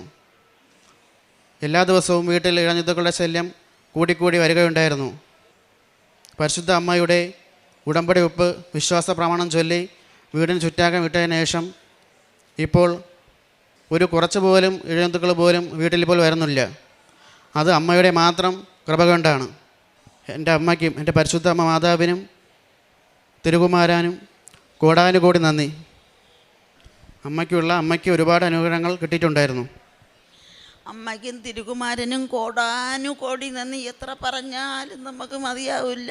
പരിശുദ്ധ അമ്മയ്ക്കും തിരുകുമാരനും കോടാനുകോടി നന്ദി. ഞാൻ ബസ് കാത്ത് നിന്നപ്പോൾ, ജോലിക്ക് പോവാൻ നിന്നപ്പോൾ എന്നെ ഒരാട്ടോയിൽ ഒരമ്മയും ഒരു മോനും കൂടെ ഉണ്ടായിരുന്നു. അമ്മ തോളിലിട്ടയക്കുന്ന മോനെ. ഞാൻ അങ്ങനെ എന്നെ ആട്ടോയിൽ കയറാൻ പറഞ്ഞ് ഞാൻ കയറി. അത് ഇവിടെ 25-ാം തീയതി റാലിയിലെ 3-ൻ്റെ അന്നാണ്. ഞാൻ കയറി. എന്നെ വഴിയിൽ കൊണ്ടുവന്ന് ഇറക്കി, ഒരു പള്ളിയിലെ നടയെ കൊണ്ടുവന്ന് ഇറക്കിയപ്പോൾ ഞാൻ ചോദിച്ച്, എന്നെ ഇവിടെ ഇറക്കണം എന്തിന്, എനിക്ക് എങ്ങും അറിഞ്ഞൂടാ. അപ്പോൾ പറഞ്ഞു, നീ ആരുടെയെങ്കിലും ചോദിര്. അപ്പോൾ ആ അമ്മ മോനെ തോളിൽ തന്നെ ഇട്ടേക്കണം, നൂത്തില്ല. അങ്ങനെ ഞാൻ എൻ്റെ പേൽസിൽ നിന്ന് 10 രൂപ 20 രൂപ എടുത്ത് ഞാൻ ആട്ടോക്കാരന് കൊടുത്ത് വാങ്ങിച്ചില്ല. ഞാനങ്ങനെ എന്ത് ചെയ്യുമെന്നും പറഞ്ഞ് തിരിഞ്ഞ് നോക്കിയപ്പോൾ അവിടെ ഒരു പള്ളി.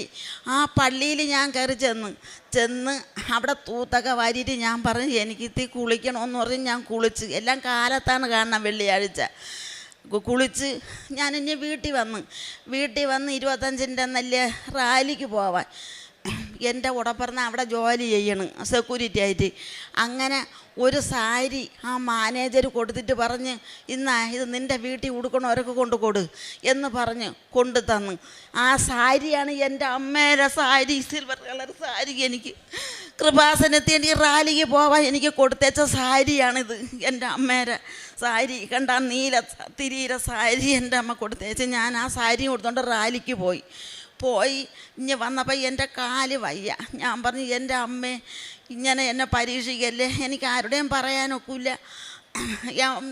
നീ പള്ളിയിൽ പോകണമെന്ന് പറഞ്ഞുകൊണ്ട് എന്നല്ല എല്ലാവരും വഴക്ക്. ഞാൻ പറഞ്ഞു, എന്നെ ആര് പറഞ്ഞാലും എനിക്ക് എൻ്റെ അമ്മയും തിരുക്കുമാരനും മാത്രമുണ്ട്, എനിക്ക് ആരും വേണ്ട, ഇതാണ് എൻ്റെ ദൈവം എന്ന് ഞാൻ പറഞ്ഞു. എൻ്റെ കാല് വയ്യ, തിരിയാനും വയ്യ, ഭയങ്കര വേദനയായിരുന്നു. മാത്ര കൊണ്ട് ഞാൻ തിരിഞ്ഞു കിടന്ന്. എൻ്റെ വേദന എങ്ങോട്ട് പോയാൽ എന്തോ എനിക്ക് അറിയാൻ വയ്യ. അതങ്ങ് പോയി. പിന്നെ ഒരു സാക്ഷ്യം, ഞാൻ പച്ചത്തിരി കൊളുത്തി വെച്ച് സന്ധ്യ നേരത്ത് പ്രാർത്ഥിച്ചപ്പോൾ എനിക്ക് മാതാവും യേശുവായിട്ട് വന്നു. ഞാൻ എൻ്റെ ഫോണിലുണ്ട്, മകൾ തീർത്ത് കാണിച്ചു കൊടു, ഫോണിലുണ്ട്. അത് രണ്ടാമത്തെ സാക്ഷ്യം. മൂന്നാമത്തെ സാക്ഷ്യം, ഞാൻ എൻ്റെ വീട്ടിൽ ഞാൻ വിളക്ക് കത്തിച്ച് 12 മണി വരെ ഞാൻ അന്ന് ഉറങ്ങൂലായിരുന്നു ആദ്യമൊക്കെ. പിന്നെയൊക്കെ എൻ്റെ മോൻ മരിച്ചപ്പോൾ ഞാൻ എല്ലാം അങ്ങ് മറന്ന്. ഞാൻ പ്രാർത്ഥിക്കാനും എനിക്ക് വന്നിരിക്കുമ്പോൾ ഒന്നും അറിഞ്ഞൂടാ, വെറും കരച്ചിൽ മാത്രം. എന്താണ് പ്രാർത്ഥിക്കണമെന്ന് എനിക്ക് അറിഞ്ഞൂടാ. എന്നാലും ഞാൻ മാസം തോറും എനിക്ക് ഒരു ദിവസം തെറ്റാതെ എനിക്ക് വരണം, പത്രം വാങ്ങി എല്ലാവർക്കും കൊണ്ട് കൊടുക്കണം. എനിക്ക് ഞാൻ എല്ലാ മാസവും മരിക്കും. എൻ്റെ മോൻ മരിച്ചിട്ടാണ് 28 ദിവസമേ ഉള്ളു. എനിക്ക് റാലിക്ക് പോകണം. ഞാൻ പോയി. അപ്പോൾ എല്ലാവരും വഴക്ക് പറഞ്ഞ്, നിനക്ക് നിൻ്റെ മോനാ ഇതാ. എനിക്ക് എൻ്റെ ദൈവമാണ്, എനിക്ക് എൻ്റെ ദൈവമേ എനിക്ക് എപ്പോഴും കാണുള്ളൂ. മോൻ തിരിച്ചു വരില്ല. മോൻ പോയി. ഞാൻ മാസം തോറും ഞാൻ മുടങ്ങാതെ വന്ന് ഞാൻ എൻ്റെ അമ്മയെ കണ്ട് തിരുകുമാരനെ കണ്ട് എൻ്റെ ഭാരങ്ങളെല്ലാം ഞാൻ എൻ്റെ അമ്മയുടെ അടുത്ത് ഞാൻ ഇറക്കി വച്ചിട്ട് ഞാൻ പോവും. ഞാൻ അങ്ങനെ പ്രാർത്ഥിച്ചുകൊണ്ടിരുന്ന് 12 മണി കഴിയും. ഞാൻ എൻ്റെ മെഴുതിരിയിലടുത്ത് ഒരു ചെറിയ മിന്നൽ പ്രകാശം കണക്ക് വന്നു. അപ്പം ഞാൻ വിചാരിച്ച് എൻ്റെ മോൻ ഫോൺ വച്ചേക്കുവാണെന്ന് അവിടെ ചാർജ് ചെയ്യാൻ. അത് വലിയ വെട്ടം, അങ്ങ് വലിയ വെട്ടമായി, അമ്പിളി അമ്മാവൻ്റെ വെട്ടമായി എൻ്റെ മേശപ്പുറത്ത്. ഞാൻ അപ്പോൾ അത്ഭുതിച്ച് കിടക്കണം. അത് അത്ഭുതം തന്നെ. ഞാൻ നോക്കിക്കണ്ട് കിടന്നപ്പോൾ അതിനകത്ത് സ്വർണ്ണ ചിത്രശലഭം വന്ന് വലിയ വെട്ടമായിട്ട് വന്ന് മാഞ്ഞു പോയി. അങ്ങനെ എനിക്ക് ഒരുപാട് അനുഗ്രഹം. നീ പേടിക്കണ്ട, നിനക്ക് എല്ലാം ദൈവം തരും, നിന്നെ എല്ലാ ആവശ്യവും ഞാൻ നടത്തി തരും. എൻ്റെ അമ്മ ദർശനത്തിൽ വന്ന് പറഞ്ഞ് നീ പേടിക്കേ വേണ്ട എന്ന് പറഞ്ഞിട്ടുണ്ട്. നിന്നെ കാനായിലെ കല്യാണം പോലെ ഞാൻ ആക്കും നിന്നെ. എൻ്റെ അമ്മ പറഞ്ഞു. എൻ്റെ തിരുകുമാരനും എൻ്റെ അമ്മയ്ക്കും കോടി ഞാൻ ആദ്യമായിട്ടാണ് വഴി കെടുക്കണത്. എനിക്ക് അറിഞ്ഞുകൂടാ. എൻ്റെ അമ്മ എനിക്ക് മരിച്ചായിരുന്നു, എനിക്കൊരു ജോലിയില്ല. ഞാൻ പറഞ്ഞു എൻ്റെ അമ്മേ, എൻ്റെ മോനും പോയി, എനിക്കൊരു ജോലിയില്ല. എൻ്റെ അമ്മ 45 കഴിഞ്ഞപ്പോഴത്തേക്ക് എൻ്റെ അമ്മ എനിക്ക് ഒരു ജോലിക്ക് 2 ജോലി എനിക്ക് തന്നു. അമ്മയ്ക്കും തിരുകുമാരനും കോടാനുകോടി നന്ദി. എൻ്റെ മരണം വരെ ഞാൻ നിത്യതയിലും ഞാൻ വിശുദ്ധിയിലും ഞാൻ ജീവിക്കും. പ്രതിഷ്ഠ പ്രവർത്തനങ്ങൾ ഞാനും അമ്മയും പത്രം വായിച്ച് ബസ് സ്റ്റാൻഡിൽ എല്ലായിടത്തും കൊടുക്കുന്നുണ്ട്. ബസ് സ്റ്റാൻഡിലും എല്ലാ വീടുകളിലും കയറി കൃപാസന പത്രം വിശ്വാസ പ്രമാണം ചൊല്ലിയാണ് കൊടുക്കാറുള്ളത്. ഓരോ പത്രം എടുത്ത് നമ്മുടെ അനുഭവങ്ങൾ പറഞ്ഞാണ് എല്ലാവർക്കും കൊടുക്കുന്നത്. അതുപോലെ തന്നെ കാരുണ്യ പ്രവർത്തനങ്ങൾ എല്ലാ മാസവും മുടങ്ങാതെ ചാരിറ്റി പ്രവർത്തനം ചെയ്യുന്നുണ്ട്. ചാരിറ്റിയിൽ ചെന്ന് അവർക്ക് ആവശ്യമുള്ള സാധനങ്ങൾ എല്ലാ മാസവും ഞങ്ങൾ മാതാവിൻ്റെ നാമത്തിൽ കൊടുക്കാറുണ്ട്. ശുശ്രൂഷയും നമ്മൾ അവിടെ ചെയ്യാറുണ്ട്. പരിശുദ്ധ അമ്മ ദേവമാതാവിൻ്റെയും തിരുകുമാരൻ്റെ പേരിലാണ് ഇതെല്ലാം നമ്മൾ ചെയ്യുന്നത്. അതുപോലെ തന്നെ ഞാൻ സ്ഥിരം ജോലിക്ക് പോകുന്ന വഴികളിൽ നിർധനരായ വയസ്സായ ആൾക്കാരെ കാണുന്നുണ്ട്. അവർക്ക് ഒരു നേരത്തെ ആഹാരം എല്ലാ ദിവസവും മുടങ്ങാതെ ഞാൻ കൊടുക്കുന്നുണ്ട്. നമ്മളെ കൊണ്ട് കഴിയാവുന്നത്ര സഹായങ്ങൾ നമ്മളെല്ലാവർക്കും ചെയ്യുന്നുണ്ട്. ഇതിനെല്ലാം സഹായിച്ച പരിശുദ്ധ അമ്മ ദേവമാതാവിനും തിരുകുമാരനും കോടാനുകോടി നന്ദി. യെശയ്യാ പ്രവാചകൻ്റെ പുസ്തകം 35-ാം അധ്യായം 10-ാം തിരുവചനം. കർത്താവിൻ്റെ വീണ്ടെടുക്കപ്പെട്ടവർ തിരിച്ചു വരികയും ഗാനാലാപനത്തോടെ സിയോനിൽ പ്രവേശിക്കുകയും ചെയ്യും. നിത്യമായ സന്തോഷത്തിൽ അവർ മുഴുകും. അവർ സന്തോഷിച്ചുല്ലസിക്കും. ദുഃഖവും നെടുവീർപ്പും അകന്നു പോവുകയും ചെയ്യും.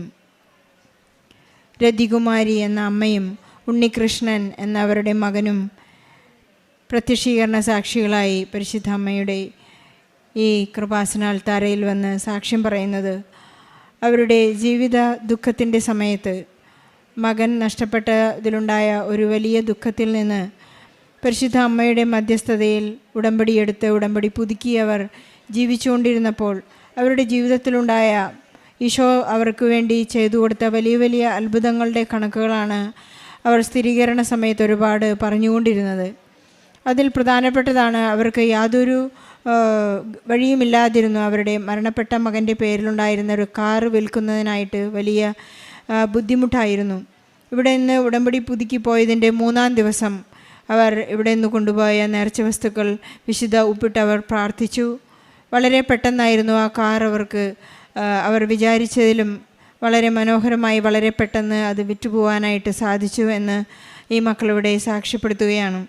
നമ്മുടെ എത്ര തന്നെ ഭാരപ്പെട്ട കാര്യങ്ങളായാലും ജീവിതഭാരം ചുരുക്കുന്ന, ജീവിതഭാരം ലഘൂകരിച്ചു തരുന്ന ഒരു വലിയ ഈശോയുടെ ഇടപെടൽ നമുക്കിവിടെ കാണാൻ സാധിക്കും. പരിശുദ്ധ അമ്മ ഇവർക്ക് വേണ്ടി മാധ്യസ്ഥം വഹിച്ച് ഒരു വലിയ വിഷമസന്ധിയിൽ നിന്ന് അവരെ മോചിപ്പിച്ചു എന്ന് നമുക്ക് മനസ്സിലാക്കാം. അതുപോലെ തന്നെ ആ മകൻ്റെ വേർപാടിൽ അമ്മയുടെ ജോലി നഷ്ടപ്പെട്ട ഒരവസ്ഥയിൽ വളരെ സങ്കടത്തിലായിരുന്നു. 45 ദിവസത്തിന് ശേഷം വളരെ പെട്ടെന്ന് അമ്മയ്ക്ക് മറ്റൊരു ജോലി നൽകി പരിശുദ്ധ അമ്മ അവരെ മാധ്യസ്ഥം ഉപേക്ഷിച്ച് ഈശോ അവരെ അനുഗ്രഹിച്ചു. അതിനവർ ഈശോയ്ക്ക് നന്ദി പറയുകയാണ്. അവരുടെ വീടിന് ചുറ്റുമുണ്ടായിരുന്ന ഇഴജന്തുക്കളുടെ ശല്യത്തിൽ നിന്നെല്ലാം പരിശുദ്ധ അമ്മയുടെ നേർച്ച വസ്തുക്കളെല്ലാം അവിടെ കൊണ്ടിട്ട് അവർ പ്രാർത്ഥിക്കുകയും വിശ്വാസ പ്രമാണം ചൊല്ലി വീടിന് ചുറ്റും അവർ പ്രാർത്ഥിച്ചുകൊണ്ടിരുന്നപ്പോൾ ഇന്ന് വരെയും അതിനുശേഷം ഇഴജന്തുക്കളുടെ ഒരു ഉപദ്രവവും അവരെ തീണ്ടിയിട്ടില്ല എന്ന് അവർ സാക്ഷ്യപ്പെടുത്തുന്നു. സഞ്ചാരി മാതാവ് അവരുടെ കുടുംബത്തിലും അവരുടെ യാത്രയിലും അവരുടെ അമ്മയുടെ സാമീപ്യം അറിയിച്ചുകൊണ്ടെല്ലാം അവരോടൊപ്പം സഞ്ചരിക്കുന്നു എന്നുള്ളതിൻ്റെ ഒരു വലിയ അടയാളങ്ങളാണ്. ഒരു സഹോദരി പള്ളിയിലെ മാനേജറിൽ നിന്ന് അവർക്ക് കൊടുത്തുവിട്ട അമ്മ ഇന്ന് അൾത്താരയിൽ ധരിച്ചു വന്നിരിക്കുന്ന ഈ സാരി ഒരു അടയാളമായി.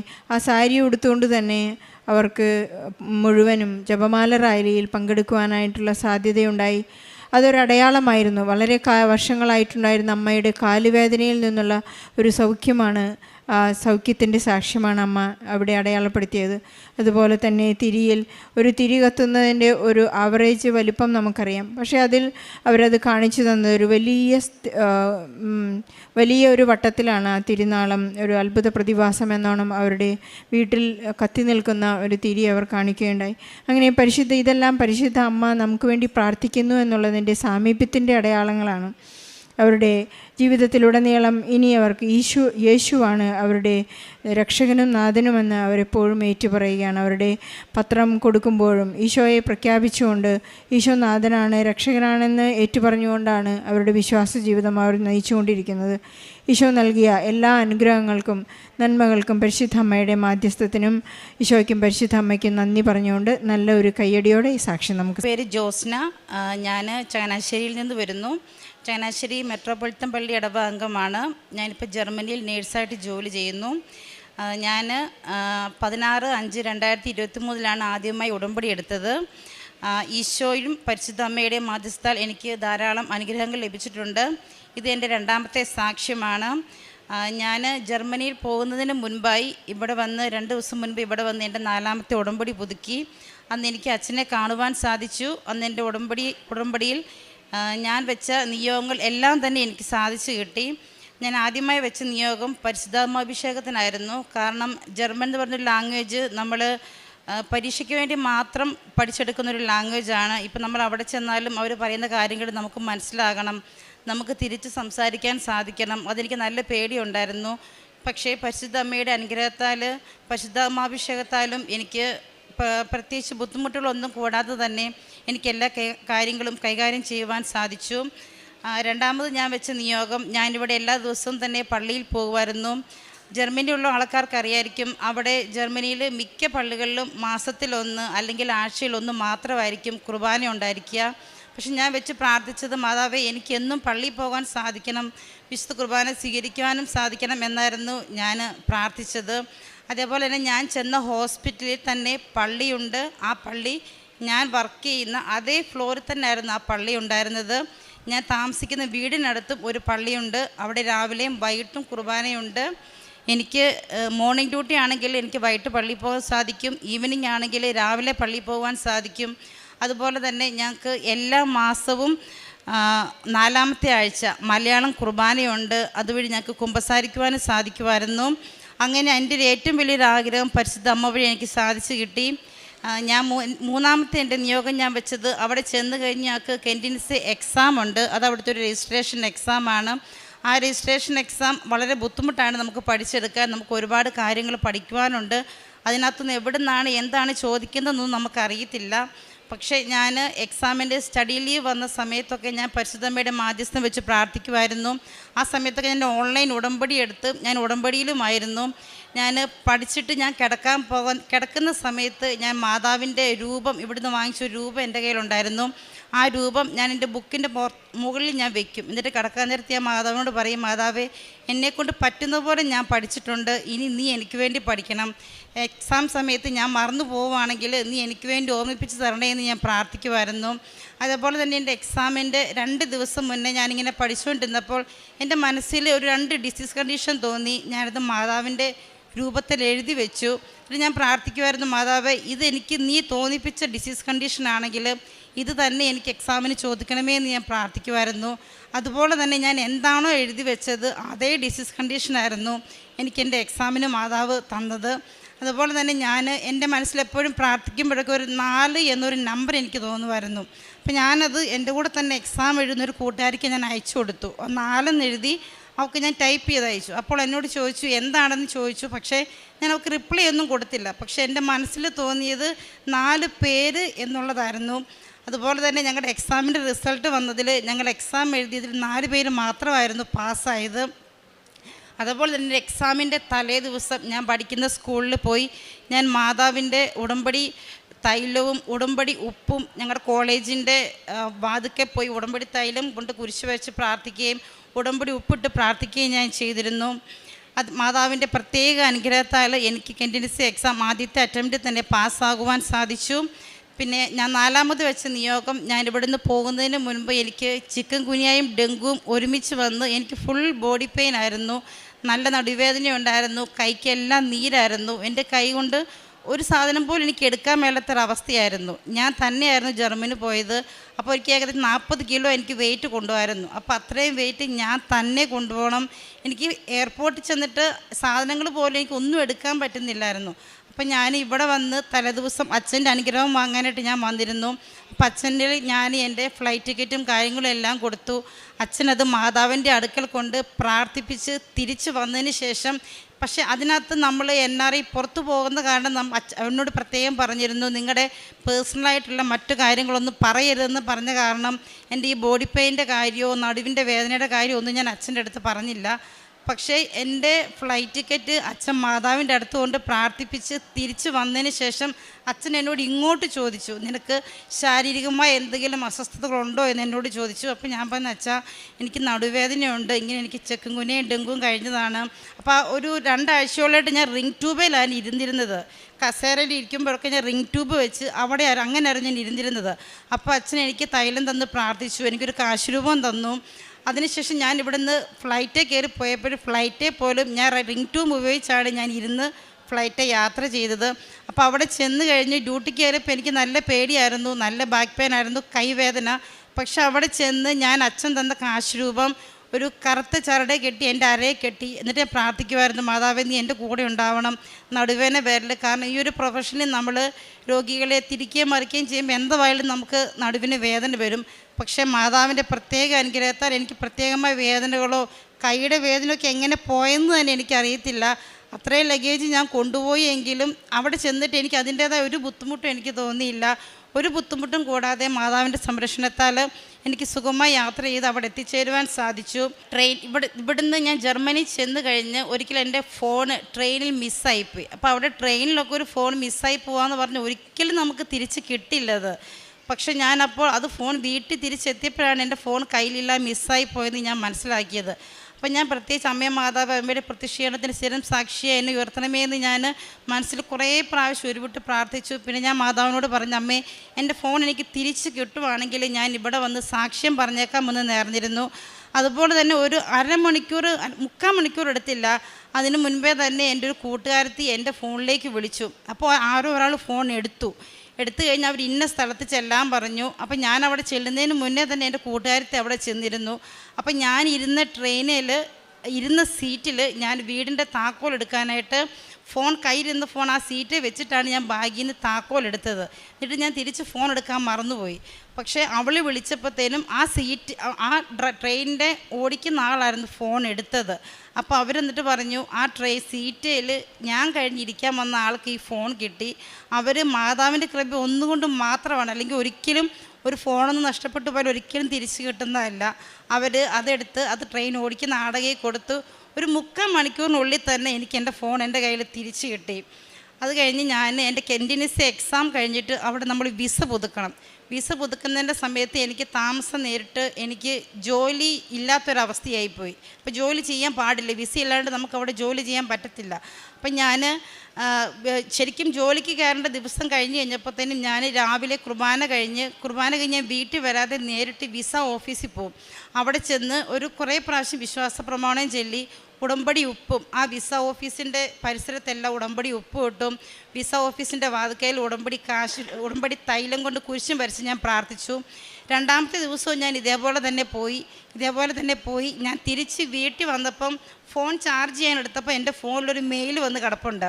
അപ്പോൾ അവിടെ നമ്മൾ വിസ പുതുക്കുന്നതിന് മുമ്പ് നമ്മൾ ബയോമെട്രിക് ചെയ്യും. ബയോമെട്രിക് കഴിഞ്ഞിട്ട് ഒരു മാസമല്ല 1.5 മാസം 2 മാസം കഴിഞ്ഞ് നമുക്ക് വിസ കിട്ടത്തുള്ളൂ. പക്ഷെ അന്ന് ഞാൻ അവിടെ ബയോമെട്രിക്കിന് ചെന്നതാണ്. പക്ഷേ എനിക്ക് ഇനിയും ഞാൻ 2 മാസം കാത്തിരുന്നാൽ എനിക്ക് ജോലിയുള്ളൂ. ജോലിയില്ലാണ്ട് ഞാൻ വീട്ടിലിരിക്കുക. പക്ഷെ ഞാൻ അവിടെ വിസ ഓഫീസിൽ ചെന്ന് അകത്ത് കയറി. അപ്പോൾ അവരെൻ്റെ പേപ്പറുകളൊക്കെ നോക്കിയ സമയത്ത് എൻ്റെ കയ്യിൽ ഉടമ്പടി ഉപ്പുണ്ടായിരുന്നു. ഞാൻ ഉപ്പ് ആ ടേബിളിൽ ഇട്ടിട്ട് ഞാൻ പ്രാർത്ഥിച്ചു, മാതാവേ നീ പ്രവർത്തിക്കണം, എനിക്ക് ജോലി വേണം, ജോലിയില്ലാണ്ട് നമ്മൾ വാടക കൊടുക്കണം, എനിക്ക് നിൽക്കാൻ പറ്റില്ല എന്ന് ഞാൻ മാതാവിനോട് ഞാൻ പ്രത്യേകം പ്രാർത്ഥിച്ചു. അതിൻ്റെ ഫലമായി അവരെൻ്റെ അടുത്ത് ചോദിച്ചു, ഓക്കെ കഴിഞ്ഞു, ക്ലിയറായി, വിസ കിട്ടുമ്പോൾ നിങ്ങളെ വിളിക്കാൻ പൊക്കോളാൻ പറഞ്ഞു. അപ്പോൾ എനിക്ക് എന്തോ ഒരു തോന്നൽ തോന്നി. ഞാൻ പറഞ്ഞു എനിക്ക് ജോലിയില്ല, എനിക്ക് വിസ കിട്ടുമോ എന്ന് ചോദിച്ചു. അപ്പോൾ അവർ പറഞ്ഞു ജോലിയില്ലെങ്കിൽ ഓക്കെ. അപ്പോൾ അവരകത്ത് ചെന്ന് ആരോടോ സംസാരിച്ചിട്ട് തിരിച്ചു വന്ന് ഒരു പേപ്പറിൽ ജോലി ചെയ്യാൻ അനുവാദം ഉണ്ട് എന്ന് എഴുതി മാത്രം ഒരു പേപ്പർ എനിക്ക് തന്നു. അങ്ങനെ എനിക്ക് അന്ന് തന്നെ എനിക്ക് ആ ഒരു പേപ്പർ കിട്ടി. അപ്പോൾ ഞാനത് ഞങ്ങളുടെ ഹോസ്പിറ്റലിൽ ചെന്നാൽ അവർ ആക്സെപ്റ്റ് ചെയ്യുമോ ഇല്ലയോ എന്ന് എനിക്കറിയില്ല. കാരണം ഒരു വൈറ്റ് പേപ്പറെ മാത്രമാണ് അവർ എനിക്കത് എഴുതി തന്നത്. അപ്പം ഞാനത് ഹോസ്പിറ്റലിൽ ചെന്നപ്പോൾ ഏകദേശം 12:30 മണി ആയപ്പോഴാണ് ഞാൻ ഹോസ്പിറ്റലിൽ ചെന്നത്. ഹോസ്പിറ്റലിൽ ചെന്ന് ഞാനത് കൊടുത്തപ്പോൾ അവർ അപ്പം തന്നെ അത് ആക്സെപ്റ്റ് ചെയ്തിട്ട് എന്നോട് പറഞ്ഞു ഈവനിങ് ഡ്യൂട്ടി ഞങ്ങൾക്ക് തുടങ്ങുന്നത് 1 മണിക്കാണ്. പറഞ്ഞു ജോസ്ന റെഡി ആണെങ്കിൽ ഇന്ന് തന്നെ ജോലിക്ക് കയറിക്കോളാൻ പറഞ്ഞു. എനിക്ക് അന്ന് തന്നെ പരിശുദ്ധ അമ്മയുടെ അനുഗ്രഹത്താൽ ജോലിക്ക് കയറാൻ സാധിച്ചു. അതും കഴിഞ്ഞ് എനിക്ക് 2.5 മാസം കഴിഞ്ഞാണ് എനിക്ക് വിസ കിട്ടിയത്. വിസ കിട്ടുന്നതിന് മുമ്പ് തന്നെ ഒരു വൈറ്റ് പേപ്പറിൻ്റെ അനുഗ്രഹത്താൽ, മാതാവിൻ്റെ പ്രത്യേക അനുഗ്രഹത്താൽ എനിക്ക് ജോലി ചെയ്യാൻ സാധിച്ചു. പിന്നെ അതേപോലെ തന്നെ ഞാൻ പ്രേക്ഷിത പ്രവർത്തനമായിട്ട് ചെയ്തുകൊണ്ടിരുന്നത്, ഇവിടുന്ന് പോയപ്പോൾ ഞാൻ പത്രം കൊണ്ടാണ് പോയത്. ഞാൻ അവിടെ ചെന്ന് പത്രം കൊടുത്തായിരുന്നു. പിന്നെ ഞാൻ ഇവിടുന്ന് പോയപ്പോൾ കുറേ കാശ് രൂപങ്ങൾ വാങ്ങിച്ചുകൊണ്ട് പോയി. അപ്പോൾ അവിടെ ചെന്ന് കഴിഞ്ഞ് അവിടുത്തെ എൻ്റെ കഴുത്തയിൽ മാതാവിൻ്റെ ഉടമ്പടി കാശ് രൂപം കിടപ്പുണ്ട്. അപ്പോൾ അത് കാണുമ്പോൾ അവർ ചോദിക്കും ഇത് ആരാ എന്താണെന്നൊക്കെ ചോദിക്കുമ്പം മാതാവിൻ്റെ കാര്യങ്ങളും പറഞ്ഞ്, പിന്നെ അവർക്ക് എന്തെങ്കിലും രോഗങ്ങൾ പറയുവാണെങ്കിൽ ഞാൻ ഉടമ്പടി തൈലം അവരുടെ ശരീരത്തിൽ കുരിശ് വെച്ച് പ്രാർത്ഥിക്കുമായിരുന്നു. പിന്നെ കാശുരൂപം ആവശ്യമെന്ന് തോന്നുന്ന ആൾക്കാർക്ക് ഞാൻ ആ കാശുരൂപം കൊടുത്ത് പ്രാർത്ഥിക്കുമായിരുന്നു. പിന്നെ പ്രൊഫഷണലി നേഴ്സ് ആയതുകൊണ്ട് രോഗികളുടെ അടുത്ത് കൂടുതലും സൗമ്യമായിട്ടും മര്യാദയോടും പെരുമാറുവാൻ എനിക്ക് സാധിക്കുന്നുണ്ട്. പിന്നെ ഉടമ്പടി ധ്യാനം ഞാൻ മുടങ്ങാതെ കൂടാറുണ്ട്. അത് ഞാൻ അപ്പോൾ തന്നെ ഷെയർ ചെയ്യാറുണ്ട്. പിന്നെ 5:30 മണിയുടെ ഡെയിലി ബ്രെഡും അതും ഞാൻ മുടങ്ങാതെ കൂടാറുണ്ട്. പിന്നെ പരിശുദ്ധ അമ്മയുടെ അനുഗ്രഹത്താൽ ഞാൻ എൻ്റെ ഇത്രയും ജീവിത കാലയളവിൽ നമ്മൾ വിശ്വാസത്തോടെ എന്ത് പ്രാർത്ഥിച്ചാലും, അമ്മയുടെ മാധ്യസ്ഥാൽ ഈശോയുടെ എന്ത് പ്രാർത്ഥിച്ചാലും നമുക്ക് സാധിച്ച് കിട്ടും എന്നൊരു വിശ്വാസം എനിക്കുണ്ട്. ഞാൻ ഇനിയും എൻ്റെ ഉടമ്പടി ഞാനിപ്പോൾ പുതുക്കി വന്നു കഴിഞ്ഞാൽ കഴിഞ്ഞ ആഴ്ച എൻ്റെ 5ാമത്തെ ഉടമ്പടി പുതുക്കി. ആത്മീയ ജീവിതം ഞാൻ ഈ പറഞ്ഞ പോലെ എല്ലാ ദിവസവും മുടങ്ങാതെ ഞാൻ പള്ളിയിൽ പോകാറുണ്ട്. ഇപ്പോൾ രാവിലെ ഡ്യൂട്ടി ആണെങ്കിൽ വൈകിട്ട് ഞാൻ പള്ളിയിൽ പോവും, വൈകിട്ട് ഡ്യൂട്ടി ആണെങ്കിൽ രാവിലെ പള്ളിയിൽ പോവും. അതേപോലെ തന്നെ കുമ്പസാരം, അത് ഞങ്ങൾക്ക് എല്ലാ മാസവും മലയാളത്തിൽ കുമ്പസാരിക്കാനുള്ള അവസരമുണ്ട്. ഞങ്ങൾക്ക് മലയാളം കുർബാനയുണ്ട്. പിന്നെ ബൈബിള് ഡ്യൂട്ടി കഴിഞ്ഞ് വരുന്നതിൻ്റെ അനുസരിച്ചാണെങ്കിലും ഞാൻ മുടങ്ങാതെ ബൈബിള് വായിക്കാറുണ്ട്. സാക്ഷ്യങ്ങൾ അതും ഞാൻ ഷെയർ ചെയ്ത് കൊടുക്കാറുണ്ട്. അഗ്നിശോധനയെ അതിജീവിക്കുന്ന നശ്വരമായ സ്വർണത്തേക്കാൾ വിലയേറിയതായിരിക്കും പരീക്ഷകളെ അതിജീവിക്കുന്ന നിങ്ങളുടെ വിശ്വാസം. അത് യേശു ക്രിസ്തുവിൻ്റെ പ്രത്യാഗമനത്തിൽ സ്തുതിക്കും മഹത്വത്തിനും ബഹുമാനത്തിനും ഹേതുവായിരിക്കും. 1 പീറ്റർ 1:7 നമ്മുടെ ജീവിതത്തിലെ പലവിധ സമ്മർദ്ദങ്ങൾ, അനിശ്ചിതത്വങ്ങൾ, പരാജയങ്ങൾ, രോഗങ്ങൾ, സാമ്പത്തിക ബുദ്ധിമുട്ടുകൾ, ബന്ധങ്ങളിലെ വേദനകൾ എന്നിവയെല്ലാം അനുഭവിക്കുന്ന നിമിഷങ്ങളിൽ ചിലപ്പോൾ ചോദിക്കാം, ദൈവത്തിൽ വിശ്വസിച്ചിട്ടും ഇതെന്തേ? പരീക്ഷണങ്ങൾ പലപ്പോഴും നമ്മുടെ വിശ്വാസത്തെ ശുദ്ധമാക്കി ശക്തമാക്കാനാണ്. ദൈവത്തിൽ ആശ്രയിക്കുമ്പോൾ, പരീക്ഷണങ്ങളിൽ ഉറച്ചു നിൽക്കുമ്പോൾ വിശ്വാസം അവസാനം ദൈവസന്നിധിയിൽ മഹത്വമായി മാറും. ഇന്നത്തെ വേദനകൾ താൽക്കാലികമാണ്, പക്ഷേ അതിൽ വളരുന്ന വിശ്വാസം നിത്യമാണ്. നമ്മൾ നിലനിൽക്കുന്ന ഒന്ന് മാത്രമേ ഉള്ളൂ, പരീക്ഷണങ്ങളിൽ തെളിയുന്ന വിശ്വാസം. അങ്ങനെയുള്ള ഒരു വലിയൊരു സാക്ഷ്യമാണ് ജോസ്ന കുര്യാക്കോസ് നമ്മളോട് ഷെയർ ചെയ്തത്. ജീവിതത്തിൽ പ്രശ്നങ്ങളുണ്ടായാലും പ്രതിബന്ധങ്ങൾ വന്നാലും ആദ്യം പ്രിഫറൻസ് കൊടുക്കുന്നത് ദൈവത്തിനാണ്. അത് സ്വന്തം അനുഭവങ്ങളിൽ നിന്നാണ് ഒരു വിശ്വാസത്തിലേക്കുള്ള വളർച്ചയിലേക്ക് ഉയർന്നത്. ഉടമ്പടി പുതുക്കി സാക്ഷ്യം പറഞ്ഞ് ഇത് 2ാമത്തെ സാക്ഷ്യമാണ്. ആദ്യമായിട്ട് ആ രണ്ടാമത് പുതുക്കിയതിന് ശേഷം നിയോഗം വെച്ചത് പരിശുദ്ധ അഭിഷേകത്തിനാണ്. ആത്മീയമായ ഒരു ജീവിതത്തിലേക്കുള്ളൊരു വളർച്ചയാണ്. പള്ളിയിൽ പോകണം, കുർബാന കൂടണം, ഈശോയെ സ്വീകരിക്കണം എന്നൊക്കെ ഉള്ളത് ഒരു വിശ്വാസ വളർച്ചയാണ്. ഉടമ്പടി ജീവിതത്തിൽ മനുഷ്യന് ചെയ്യാൻ പറ്റാത്ത കഠിന രക്ഷാകര പദ്ധതികളാണ് ദൈവം ഉടമ്പടിയിൽ ചെയ്യുന്നത്. ആ പദ്ധതിയിൽ വിശ്വസിച്ച് മുന്നോട്ട് പോയപ്പോഴാണ് വിഷയബന്ധിതമല്ലാത്ത ഒരു ആത്മീയ ബന്ധത്തിലേക്ക് ഈ മകൾക്ക് ഉയരുവാൻ സാധിച്ചത്. പുറപ്പാടിൻ്റെ പുസ്തകത്തിലെ 33-ാം അധ്യായം 16-ാം വചനം പറയുന്നത് പോലെ, അങ്ങ് ഞങ്ങളോടൊത്ത് യാത്ര ചെയ്യുമെങ്കിൽ ഞാനും അങ്ങയുടെ ജനവും ഭൂമുഖത്തുള്ള എല്ലാ ജനതകളിൽ നിന്ന് വ്യത്യസ്തരായിരിക്കും എന്നത് പറഞ്ഞേ. ഉടമ്പടി മക്കളെല്ലാ മക്കളിലും വ്യത്യസ്തരായിരിക്കും. ആദ്യമൊക്കെ ഉടമ്പടി ജീവിതത്തിൽ ചുവട് വയ്ക്കുമ്പോൾ മാനുഷികമായിട്ടുള്ള പല കാര്യങ്ങളും പറയുമെങ്കിലും പിന്നീട് ഒരു ആത്മീയ വളർച്ചയിലേക്കാണ് നമ്മൾ ഉയർത്തുന്നത്. ഇസ്രായേൽ ജനത വാഗ്ദാന നാടിലേക്ക് പോയപ്പോൾ അവരുടെ സ്വപ്നങ്ങൾ ഒരിക്കലും നടക്കാത്ത സ്വപ്നം എന്ന് വിചാരിച്ചത് പിന്നീട് അത് ആ സ്വപ്നം യാഥാർത്ഥ്യമാകുമായിരുന്നു. അതുപോലെയാണ് ഈ മകളുടെ ജീവിതത്തിലും. നമ്മൾ ഉടമ്പടി ജീവിതത്തിൽ വരുമ്പോൾ അസാധ്യമെന്ന കാര്യങ്ങൾ ഓരോന്നും സാധ്യമാക്കി തരുന്ന ദൈവമാണ് നമ്മുടെ കൂടെയുള്ളത്. ഈ മകൾ എഴുതിയ പരീക്ഷ കണ്ടിന്യൂസ് എക്സാമിന് ഈ മകൾ പോയപ്പോൾ ആ പരീക്ഷ എഴുതാൻ ഉടമ്പടി വസ്തുക്കളും ഉപയോഗിച്ച് പ്രാർത്ഥിച്ച് അതിൻ്റെ ഫലമായിട്ട് നല്ലൊരു റിസൾട്ട് കിട്ടി. പിന്നീട് വന്ന രോഗസൗഖ്യമാണ്. ചിക്കൻ ഗുനിയ വന്നു, ഡെങ്കുവും വന്നു. അതിനുശേഷം തിരിച്ചു പോകാനായിട്ടുള്ള ടിക്കറ്റുമായിട്ടാണ് ബഹുമാനപ്പെട്ട ജോസഫ് അച്ഛൻ്റെ അടുത്ത് വന്നത്. എന്നിട്ടും സ്വന്തം കാര്യങ്ങൾ പറയാതെ പോകുന്ന കാര്യത്തിനുള്ള ബ്ലെസ്സിങ് മേടിക്കാനാണ് അച്ഛൻ്റെ അടുത്ത് വന്നത്. നമ്മുടെ ഓരോ കാര്യങ്ങളും നമ്മളറിയാതെ തന്നെ നമ്മുടെ ഈശോയും അമ്മയും ഏറ്റെടുക്കുകയാണ് ഉടമ്പടി ജീവിതത്തിൽ നയിക്കുന്ന മക്കളുടെ ജീവിതത്തിൽ നാം കാണുന്നത്. അച്ഛൻ ഇങ്ങോട്ട് ചോദിക്കുകയാണ് ചെയ്തത്, മകളെ എന്താണ് നിൻ്റെ ആരോഗ്യപരമായ എന്തെങ്കിലും പ്രശ്നമുണ്ടോ എന്ന്. ആ മകൾ അന്നേരം തന്നെ പറഞ്ഞു, എനിക്ക് ഡെങ്കുവും ചിക്കൻ ഗുനിയയും വന്നതാണ്. ആരോഗ്യകരമായിട്ട് എനിക്കൊന്നും ഒരു സാധനം പോലും എൻ്റെ കയ്യിൽ എടുക്കുവാനുള്ള സ്ട്രെങ്ത് ഇല്ല എന്ന്. അന്നേരം തന്നെ ബഹുമാനപ്പെട്ട ജോസഫ് അച്ഛൻ പ്രാർത്ഥിക്കുകയും ഒരു കാശ് രൂപം കൊടുക്കുകയും പിന്നീട് ഈ മകൾ സന്തോഷത്തോടെയാണ് തിരിച്ചു പോയത്. അവിടെ ചെന്നപ്പോൾ നല്ല വെയിറ്റുള്ള ബാഗ് ഉയർത്താൻ സാധിക്കുകയും പ്രാർത്ഥിച്ച് അച്ഛൻ കൊടുത്ത ഉടമ്പടി കാശ് രൂപം ധരിക്കുകയും ചെയ്തതോടെ ഈ മകൾക്കൊരു വലിയ രോഗസൗഖ്യമാണ് ലഭിച്ചത്. നമ്മൾ നമ്മുടെ കാര്യങ്ങൾ ഓരോന്നും പറഞ്ഞില്ലെങ്കിൽ തന്നെയും നമ്മുടെ ഓരോ കാര്യത്തിൽ ശ്രദ്ധാലുവാണ്. അമ്മ നമ്മുടെ ഓരോ കാര്യങ്ങൾ ചെയ്ത് കൊടുക്കുന്നതായിട്ടാണ്, ഇടപെടുന്നതായിട്ടാണ് നാം കാണുന്നത്. അച്ഛൻ്റെ പ്രാർത്ഥനയാണ് നമ്മുടെ ജീവിതത്തിൽ ഒത്തിരി പേർ ഇവിടെ എക്സ്പീരിയൻസ് ആകുന്നത്. അച്ഛൻ്റെ ത്യാഗപൂർണമായ ജീവിതവും അച്ഛൻ്റെ പ്രാർത്ഥനാ ജീവിതത്തിൽ ലഭിച്ച ആത്മീയമായ ആസ്തിയിൽ നിന്നാണ് നമുക്ക് കിട്ടുന്ന അനുഗ്രഹങ്ങൾ. അച്ഛൻ്റെ പ്രാർത്ഥനയിലൂടെ കൈവപ്പ് ശുശ്രൂഷ വഴി ഈ മകൾക്ക് ലഭിച്ച രോഗസൗഖ്യത്തിന് ഈശോയ്ക്കും അമ്മയ്ക്കും നന്ദി പറഞ്ഞുകൊണ്ടാണ് ഈ മകൾ ഇന്നിവിടെ വന്നിരിക്കുന്നത്.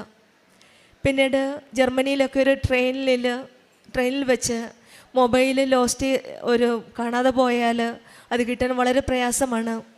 അവിടെയും ഈശോയും അമ്മയും ഇടപെട്ട് ആ മകൾക്ക് തിരിച്ചു കൊടുക്കുകയും പിന്നെ വിസ പുതുക്കുന്ന കാര്യത്തിലും പെട്ടെന്ന് തന്നെ ഈശോയും അമ്മയും ഉടമ്പടി വസ്തുക്കൾ ഉപയോഗിച്ച ഈ മകൾക്ക് എല്ലാ കാര്യത്തിലും ഇടപെട്ട് കൊടുക്കുന്നതായിട്ടാണ് നാം കണ്ടത്.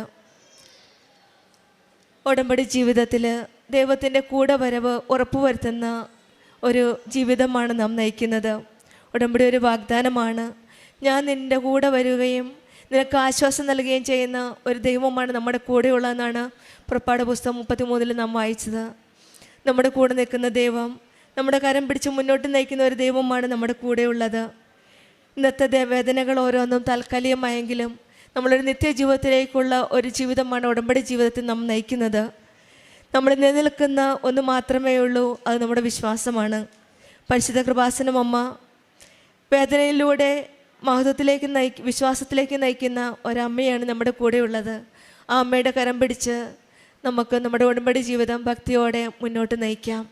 ഈശോയും അമ്മയും നമ്മുടെ കൂടെ നിന്ന് നമ്മുടെ എല്ലാ കാര്യങ്ങളും ഇടപെടുമെന്ന് നമുക്ക് പൂർണ്ണ വിശ്വാസത്തോടെ ഈശോയുടെ കരങ്ങളിൽ പിടിച്ചുകൊണ്ട് തന്നെ നമുക്ക് നമ്മുടെ ജീവിതം മുന്നോട്ട് നയിക്കാം.